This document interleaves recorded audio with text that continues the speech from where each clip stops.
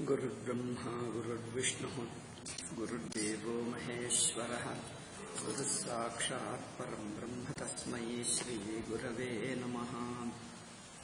कस्तूरीतिलकं ललाटपटले वक्षस्थले कौस्तुभं नासाग्रे नवमौक्तिकं करतले वेणुः करे कङ्कणम् सर्वांगे हरिचंदनं सुललितं कंठे च मुक्तावली गोपस्त्री परिवेष्टितो विजयते गोपालचूडामणिः वंशे विभूषितकरान्नवनीरदाभात् पीताम्बरादरुणबिम्बफलाधरोष्ठात् पूर्णेन्दुसुन्दरमुखादरविन्दनेत्रात् पूर्णेन्दुसुन्दरमुखादरविन्दनेत्रात् कृष्णात् परं किमपि तत्त्वमहं न जाने कृष्णात् परं किमपि तत्त्वमहं न जाने। ಪ್ರಳಂಬಾಸುರ ಗೋಪಾಲಕನ ವೇಷ ಹಾಕ್ಕೊಂಡು ಬಂದ. ಇದು ಬರ್ತೇ ಹೋದ. ಈಗ ಸರಿಯಾಗಿ. ಗೋಪಾಲಕನ ವೇಷ ಹಾಕ್ಕೊಂಡು ಬಂದು ಇವರಲ್ಲೇ ಸೇರ್ಕೊಂಡ. ಗೊತ್ತಾಗಲಿಲ್ಲ ಅಂದ್ರೆ ಬಲರಾಮಕೃಷ್ಣರಿಗೆ ಗೊತ್ತು, ಮಿಕ್ಕ ಜನರಿಗೆ ಆಗಲಿಲ್ಲ. ಒಂದು ಆಟ ಆಡಿದ್ದಾರೆ. ಆ ಆಟ ಇಲ್ಲಿ ಹೇಳಲಿಲ್ಲ, ಅಲ್ಲಿದೆ, ವಿಷ್ಣು ಪುರಾಣದಲ್ಲಿದೆ. ವಿಷ್ಣು ಪುರಾಣ ಭಾಗವತ ನೋಡಿದರೆ ಒಂದೇ ತರಹ ಇದೆ. ವಿಷ್ಣು ಪುರಾಣದಲ್ಲಿರುವ ಭಾಗವತ ಕಥೆಯೇ, ವಿಷ್ಣು ಕೃಷ್ಣ ಕಥೆಯೇ ಇಲ್ಲಿ ಇದೆ. ನಿಜವಾಗಿ ಹೇಳಬೇಕಾದರೆ ಭಾಗವತವೆಲ್ಲ ವಿಷ್ಣು ಪುರಾಣ ಸಂಕ್ಷಿಪ್ತ, ಭಾಗವತ ಸ್ವಲ್ಪ ವಿಸ್ತಾರ ಅಷ್ಟೇ. ಅದೇ ಕಥೆ ಇಲ್ಲಿ ಕಂಡು ಬರ್ತದೆ. ಅದರಿಂದ ಇಬ್ಬರಿಬ್ಬರು ಹುಡುಗರು ಸೇರಿಕೊಂಡು ಇಬ್ಬರಿಬ್ಬರು ಒಂದು ಗುಂಪಾಗಿ ಒಂದು ಜೋಡಿಯಾಗಿ ಹೋಗಬೇಕು. ಅಲ್ಲಿ ಹೋದರೆ ಓಡಿ ಹೋಗಬೇಕು. ಓಡಿ ಹೋದರೆ ಯಾರು ಬೇಗ ತಲುಪುತ್ತಾರೋ ಅವರು ಗೆದ್ದಂತೆ. ಸ್ವಲ್ಪ ಹಿಂದೆ ಆಗಿರುವನು ಸೋತು ಹೋದನಂತೆ. ಹಾಗೆ ಆಟ. ಸೋತು ಹೋದರೂ ಗೆದ್ದವರನ್ನು ತನ್ನ ಭುಜ ಮೇಲೆ ಹತ್ತಿಸಿಕೊಂಡು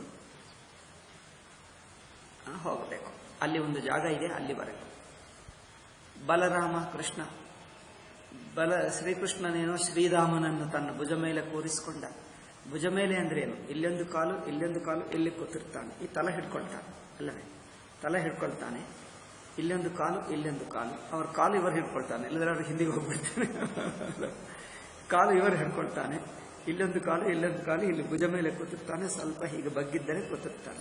ಈಗ ಈ ತಲೆ ಹಿಡ್ಕೊಳ್ತಾನೆ. ಈಗ ಇಲ್ಲಿಂದ ಅಲ್ಲಿಗೆ ಕರ್ಕೊಂಡು ಹೋಗ್ಬೇಕು. ಹಾಗೆ ಹೋಗುತ್ತಾ ಇರುವಾಗ ಬಲರಾಮ, ಯಾರೋ ಒಬ್ಬ ಹೊಸ ಹುಡುಗ,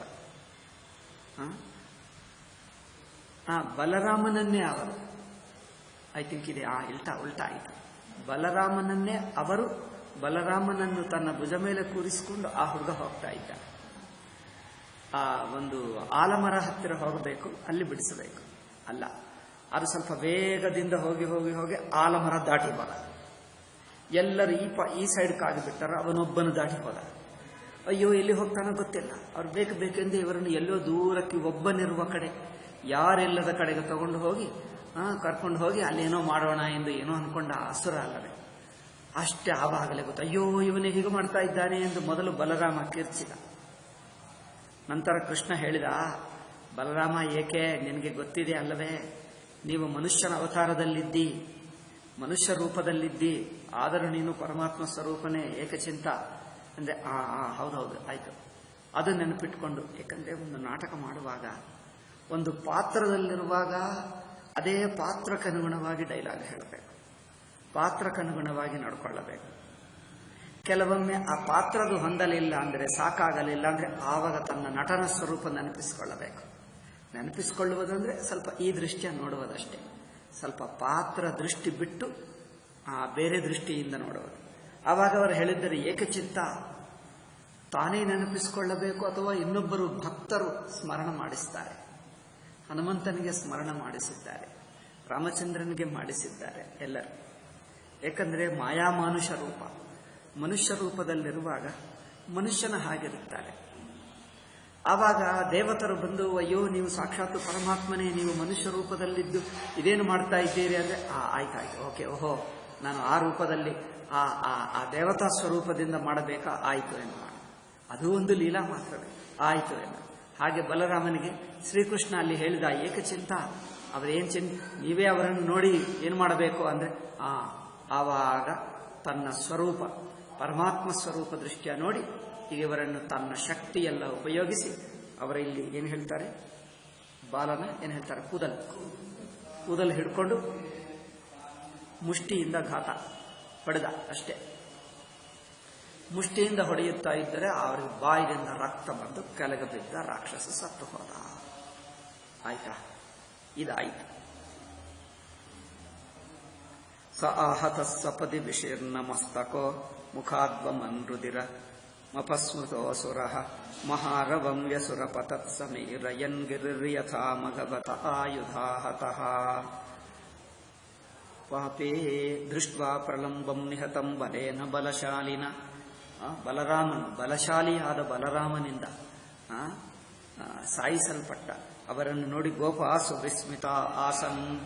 ಗೋಪಾಲಕರಿಗೆ ಆಶ್ಚರ್ಯವಾಯಿತು, ಅಯ್ಯೋ ಇದೇನಪ್ಪ, ನಮ್ಮಲ್ಲೇ ಇದ್ದಾನ ಇವನು, ನಾವು ಗೊತ್ತೇ ಮಾಡ್ಕೊಂಡಿಲ್ಲ, ನಮಗೆ ಬಂದುಬಿಟ್ಟನ ಈ ರಾಕ್ಷಸ, ಎಲ್ಲಿಂದ ಬಂದ, ಹೇಗೆ ಬಂದ, ನಮ್ಮಲ್ಲಿ ಹೇಗೆ ಸೇರ್ಕೊಂಡ. ಅದು ಒಳ್ಳೇದಾಯಿತು, ಬಲರಾಮನ ಕೈಗೆ ಸಿಕ್ಕಿದ. ನಮ್ಮನ್ನು ಹೀಗೆ ಎತ್ಕೊಂಡು ಹೋಗಿಬಿಟ್ರೆ ಈಗ ನಾವೇನವರಿಗೆ ಹೊಡೆಯಕ್ಕಾಗ್ತಿರ್ಲಿಲ್ಲ. ಈಗ ಹೊಸ ನಮ್ಮ ಕೃಷ್ಣನೋ ಬೇಡಿಕೊಂಡರೆ ಕೃಷ್ಣ ಬರುತ್ತಿದ್ದ, ಏನೋ ಆಗುತ್ತಿತ್ತೋ ಗೊತ್ತಿಲ್ಲ. ಬಟ್ ಅವರು ಬಲರಾಮನ ಕೈಗೆ ಸಿಕ್ಕಾಕೊಂಡ, ಒಳ್ಳೇದಾಯಿತು ಅದರಿಂದ. ಬಟ್ ನಮ್ಮಲ್ಲೇ ಇದ್ದನ ಇಷ್ಟೊತ್ತು ನಮಗೆ ಗೊತ್ತೇ ಆಗಲಿಲ್ಲವೇ. ನಮ್ಮ ಹಾಗೆ ಹುಡುಗರ ಹಾಗೆ ಇದ್ದವರಿಗೆಲ್ಲ, ಹುಡುಗರಿಗೆಲ್ಲ ಆಶ್ಚರ್ಯವಾಯಿತು. ಹುಡುಗರು ಆಟಪಾಠದಲ್ಲಿದ್ದಾಗ ಯಾರು ಬಂದರು ಎಂದು ದೃಷ್ಟಿ ಇಡಲ್ಲ, ಗಮನವೇ ಕೊಡಲ್ಲ, ಅವ್ರಿಗೆ ಗೊತ್ತೇ ಆಗಲ್ಲ. ಸತ್ತು ಹೋದ ನಂತರ ದೊಡ್ಡ ರಾಕ್ಷಸ ರೂಪ ಧರಿಸಿ ಭೂಮಿ ಮೇಲೆ ಬರುತ್ತಾನೆ. ರಾಕ್ಷಸರ ಸ್ವಭಾವ ಪ್ರಾಣ ಬಿರುವ ಸಮಯದಲ್ಲಿ ತಮ್ಮ ನಿಜ ಸ್ವರೂಪವನ್ನು ತೋರಿಸ್ತಾರೆ, ಮಿಕ್ಕ ಸಮಯದಲ್ಲಿಲ್ಲ. ಪ್ರಾಣ ಹೋಗುವ ಸಮಯದಲ್ಲಿ ತನ್ನ ನಿಜ ಸ್ವರೂಪವನ್ನು ತೋರಿಸಿ ಅಲ್ಲಿ ಭೂಮಿ ಮೇಲೆ ಬಿದ್ದರು. ಅಯ್ಯೋ ಇವನ್ ರಾಕ್ಷಸ ಎಂದು ಎಲ್ಲರಿಗೆ, ಗೋಪಾಲರಿಗೆ ಆಶ್ಚರ್ಯವಾಯಿತು. ಬಲರಾಮಕೃಷ್ಣನ ಮೇಲೆ ಇನ್ನೂ ಭಕ್ತಿ ಹೆಚ್ಚಾಯಿತು. ಈ ಆಟದಿಂದ ಕ್ಷಣ ಕ್ಷಣಕ್ಕೆ ನೆನಪಾಗ್ತಾ ಇದೆ, ಇದೆಲ್ಲ ಭಗವಂತನೇ ಮಾಡ್ತಾ ಇದ್ದಾನೆ, ನಾವು ಏನಿಲ್ಲ, ನಮ್ಮ ಕೈಯಲ್ಲಿ ಏನಿಲ್ಲ, ನಮ್ಮ ಕೈಯಲ್ಲಿ ಏನೂ ಇಲ್ಲ. ಭಗವಂತ ಹೇಗೆ ಆಟ ಆಡಿಸಿದ್ದರೆ ನಾವು ಆಡ್ತೀವಿ ಅಷ್ಟೇ. ನಮ್ಮ ಶರೀರ, ನಮ್ಮ ಇಂದ್ರಿಯ, ನಮ್ಮ ಮನಸ್ಸು, ಇದು ಯಾವುದೂ ನಾವೇನು ಮಾಡುವುದಿಲ್ಲ, ಎಲ್ಲ ಅವರೇ ಮಾಡಿಸ್ತಾರೆ. ಅವರು ಮಾಡಿಸಿದ್ದು ನಾವು ಮಾಡ್ತೀವಿ. ಇದು ಅವರಿಗೆ ಕ್ಷಣ ಕ್ಷಣಕ್ಕೆ ನೆನಪಾಗ್ತಾ ಇದೆ. ಇದು ನೋಡಿ, ಯಾವ ಕ್ಷಣ ಏನಾಗ್ತದೋ ಗೊತ್ತಿಲ್ಲ.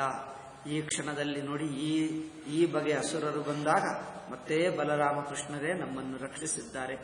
ಅಂದರೆ ತಮ್ಮನ್ನು ತಾವು ಪೂರ್ತಿಯಾಗಿ ಬಲರಾಮಕೃಷ್ಣರಿಗೆ, ಅಂದರೆ ಶ್ರೀಕೃಷ್ಣರಿಗೆ ಸಮರ್ಪಿಸಿಕೊಂಡು ಜೀವಿಸುವುದು. ಆಟ ಆಡಿದ್ದರೂ ಸಮರ್ಪಿಸೆ, ಅಂದರೆ ನಾನೆಂಬುದು ಅಭಿಮಾನ ಬರದೆ ಆಟ ಆಡೋದು.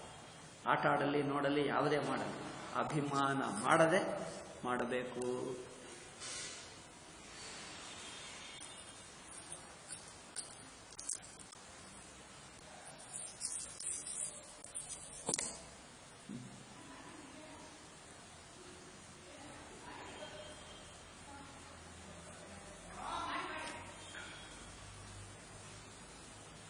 ಆಯಿತು. ಪಾಪೇ ಪ್ರಳಂಬೆ ನಿಹತೆ ದೇವಾ ಪರಮನಿರ್ವೃತ. ಪಾಪಾತ್ಮನಾದ ಪ್ರಳಂಬಾಸುರ ಸತ್ತು ಹೋದಾಗ ದೇವತರೆಲ್ಲರಿಗೆ ಆನಂದವಾಯಿತು. ಅಭ್ಯವರ್ಷನ್ ಬಲಂ ಮಾಲ್ಯೈ ಶಶಂಸುಪ್ಸಾಧು ಸಾಧ್ವಿತಿ ಇತಿ ಪ್ರಳಂಬವಧೋ ನಾಮ ಅಷ್ಟಾದಶೋಧ್ಯಾಯಃ. ಅಥ ಏಕೋನವಿಂಶೋಧ್ಯಾಯಃ. ಈಗ 19ನೇಯ ಅಧ್ಯಾಯ. ಕ್ರೀಡಾಸಕ್ತೇಷು ಗೋಪೇಷು ತತ್ತ. ಬೆಂಕಿಯನ್ನು ಕುಡಿಯುವುದು, ಅದು ಹೇಳಿದ್ದೆ ಅನಿಸುತ್ತೆ. ಅಲ್ಲ, 2 ಸಲ, ಇದು 2 ಸಲದಂತ. ಆವಾಗ ಹೇಳಿದ್ದು ಶಾರ್ಟ್ ಕಟ್, ಇದು ಸ್ವಲ್ಪ ಡೀಟೇಲ್. ಹಿಂದೆ ಬಂದಿದ್ದು ಈಗ ಬಂದಿದೆ. ಹಿಂದೆ ಬಂದಿದ್ದು ಸಂಕ್ಷಿಪ್ತ, ಏನೋ 2-3 ಶ್ಲೋಕಗಳು. ಇದು ಸ್ವಲ್ಪ ವಿವರವಾಗಿ. ಇದು ಹೇಳಲಿಲ್ಲ ಅನಿಸುತ್ತೆ.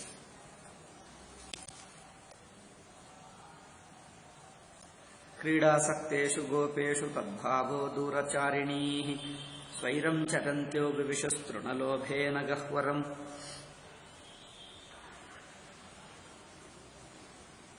ಹಸುಗಳು ಈ ಮಾತು ಹೇಳಿದ್ವಿ. ಏನು ತೃಣಗಳನ್ನು ತಿನ್ನುತ್ತಾ ಅದೇನಪ್ಪ ಹುಲ್ಲು ತಿನ್ನುತ್ತಾ ಮೇಯುತ್ತಾ ಹಸುಗಳಿಗೆ ಎಷ್ಟು ಆಕರ್ಷಣೀಯವಾಯಿತು. ಎಲ್ಲೋ ಒಳಗೆ ಹೋಗಿಬಿಟ್ಟರು. ಎಲ್ಲಿ? ಕಾಡುಗೆ ಒಳಗೆ. ಅಜಾಗಾವೋ ಮಹಿಷ್ಯಶ್ಚ ನಿರ್ವಿಶಂತ್ಯೋ ವನಾದ್ವನಂ. ಹೀಗೆ ವನದಿಂದ ವನಕ್ಕೆ ಹೋಗುತ್ತಾ ಇಶೀಕಾಟವೀಂ ನಿರ್ವಿವಿಶು ಕ್ರಂದಂತ್ಯೋದ ದಾವತರ್ಷಿತಾ. ಇಶೀಕ ಅಟವಿ. ಇಶೀಕ ಅಂದ್ರೆ ಗೊತ್ತಾ? ಇಶೀಕ ಅಂದ್ರೆ ಏನು ಹೇಳ್ತಾರೆ? ಅವ್ರಿಗೆ ಗೊತ್ತಿರ್ಬೋದು, ಅವ್ರು ಸಂಸ್ಕೃತ ಓದಿದ್ದಾರೆ. ಇಶೀಕ ಅಂದ್ರೆ ದರ್ಭ. ಮುಂಜಾದಿವ ಇಶೀಕ ಎಂದು ವೇದದಲ್ಲಿ ಉಪನಿಷತ್ತುಗಳಲ್ಲಿ ಬರುತ್ತದೆ. ಮುಂಜಾದಿವ ಇಶೀಕ. ಇಶೀಕ ಅಂದ್ರೆ ದರ್ಭ. ಇಶೀಕಾಟವಿ ಅಂದ್ರೆ ದರ್ಭಾಟವಿ. ಅಟವಿ ಅಂದ್ರೆ ಅಡವಿ. ಏನ್ ಹೇಳ್ತಾರೆ? ಗುಜೆ ಕನ್ನಡದಲ್ಯಾ? ಕನ್ನಡ ನನಗೆ ಹೇಳಬೇಡಿ, ನನ್ಗೆ ಗೊತ್ತಿಲ್ಲ. ಏನು ಹೇಳ್ತಾರೋ ಅವ್ರಿಗೆ ಗೊತ್ತಿಲ್ಲ. ಆಗ ಅವ್ರು ಹೇಳಿ ಅವ್ರಿಗೆ ಗೊತ್ತು. ಕನ್ನಡ ನಮ್ಗೆ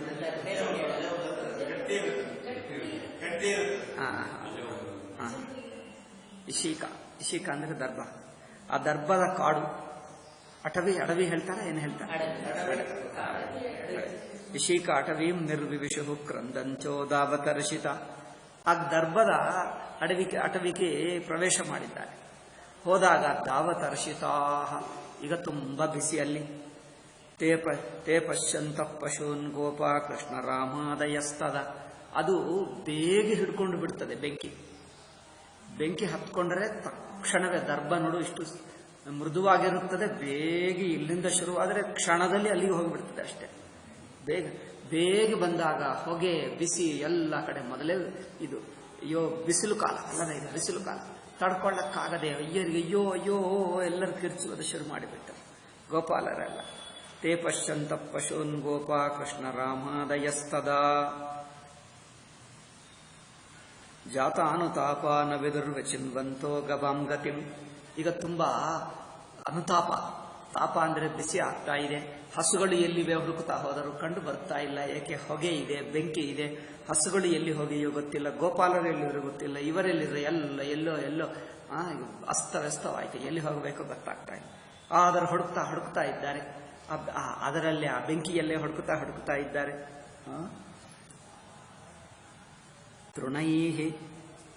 ತೃಣೈಸ್ತತ್ಖುರದಚ್ಛಿನ್ನೈರ್ಗೋಷ್ಪದೈರಂಕಿತೈರ್ಗವಂ ಮಾರ್ಗವನ್ಮಗಮನ್ ಸರ್ವೇ ನಷ್ಟಾಜೀವ್ಯಾ ವಿಚಯತಸಃ ಮುಂಜಾಟವ್ಯಾಂ. ಇದಿಗೋ ಮುಂಜ ಅಂದ್ರೆ ಮತ್ತೆ ಅದೇ.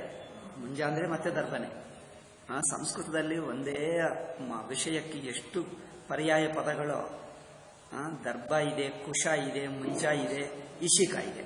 ಇಲ್ಲಿ ನೋಡಿ, ಇಶಿಕ ಇದೆ, ಮುಂಜ ಇದೆ, ಕುಶ ಇದೆ, ದರ್ಭ ಇದೆ. 4 ಪದಗಳು ನನಗೆ ಗೊತ್ತು, ಇನ್ನೂ ಇರಬಹುದು. ಪಂಡಿತರಿಗೆ ಎಲ್ಲ ಗೊತ್ತು. 4 ನನಗೆ ಗೊತ್ತಿದ್ದು 4 ಇನ್ನೂ ಇದೆ. ಸೊ ಮುಂಜಾಟವ್ಯಾಂಬ. ಇಲ್ಲಿ ಇಶಿಕಾಟವಿ, ಇಲ್ಲಿ ಮುಂಜಾಟವಿ ಹೇಳ್ಬಿಡ್ತಾರೆ.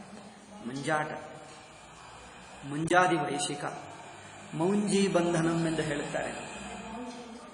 ಉಪನಯನಕ್ಕೆ ಮೌಂಜಿ ಅಂದ್ರೆ ಮುಂಜ ಅಂದ್ರೆ ಇದೆ ದರ್ಭ ಕಟ್ಟುವುದೇ. ಮೌಂಜಿ. ಮುಂಜಾಟವ್ಯಾಂ ಭ್ರಷ್ಟ ಮಾರ್ಗಂ ಕ್ರಂದಮಾನಂ ಸ್ವಗೋಧನಂ. ದಾರಿ ತಪ್ಪಿ ಹೋದರು. ಎಲ್ಲರೂ ಕಿರ್ಚುತ್ತಾ ಇದ್ದಾರೆ, ಅಳುತ್ತಾ ಇದ್ದಾರೆ. ಕ್ರಂದಮಾನಂ ಸ್ವಗೋಧನಂ. ತನ್ನ ಗೋವುಗಳು ಎಲ್ಲಿ ಗೋದುಗಳಾಲ್ಸೋ ಅಂಬಾ ಎಂದು ಅವು ಕಿರ್ಚುತ್ತಾ ಇವೆ. ಎಲ್ಲಿ ಏನು ಗೊತ್ತಾಗ್ತಾ ಇಲ್ಲ. ಸಂಪ್ರಾಪ್ಯ ತೃಷಿತಾಶ್ರಾಂತಾ. ಆವಾಗ ತುಂಬ ಬಾಯಾರಿಕೆ ಆಗ್ತಾ ಇದೆ, ತುಂಬ ಆಯಾಸವಾಯಿತು. ಏಕೆ? ಇಷ್ಟು ಬಿಸಿಲಿನಲ್ಲಿ ಓಡಿ ಹುಡುಕಿ ಎಲ್ಲಿಗೋ ಬಂದು ಬಿಟ್ಟರು. ತತಸ್ಥೆ ಸನ್ಯವರ್ತಯನ್ ತಾ ಆಹೂತ ಭಗವತ ಮೇಘ ಗಂಭೀರಯಾಗಿರ ಸ್ವನಾಮ್ನಾಂ ನಿನದಂ ಶ್ರುತ್ವಾ ಪ್ರತಿನೇದು ಪ್ರಹರ್ಷಿತಾ. ಶ್ರೀಕೃಷ್ಣ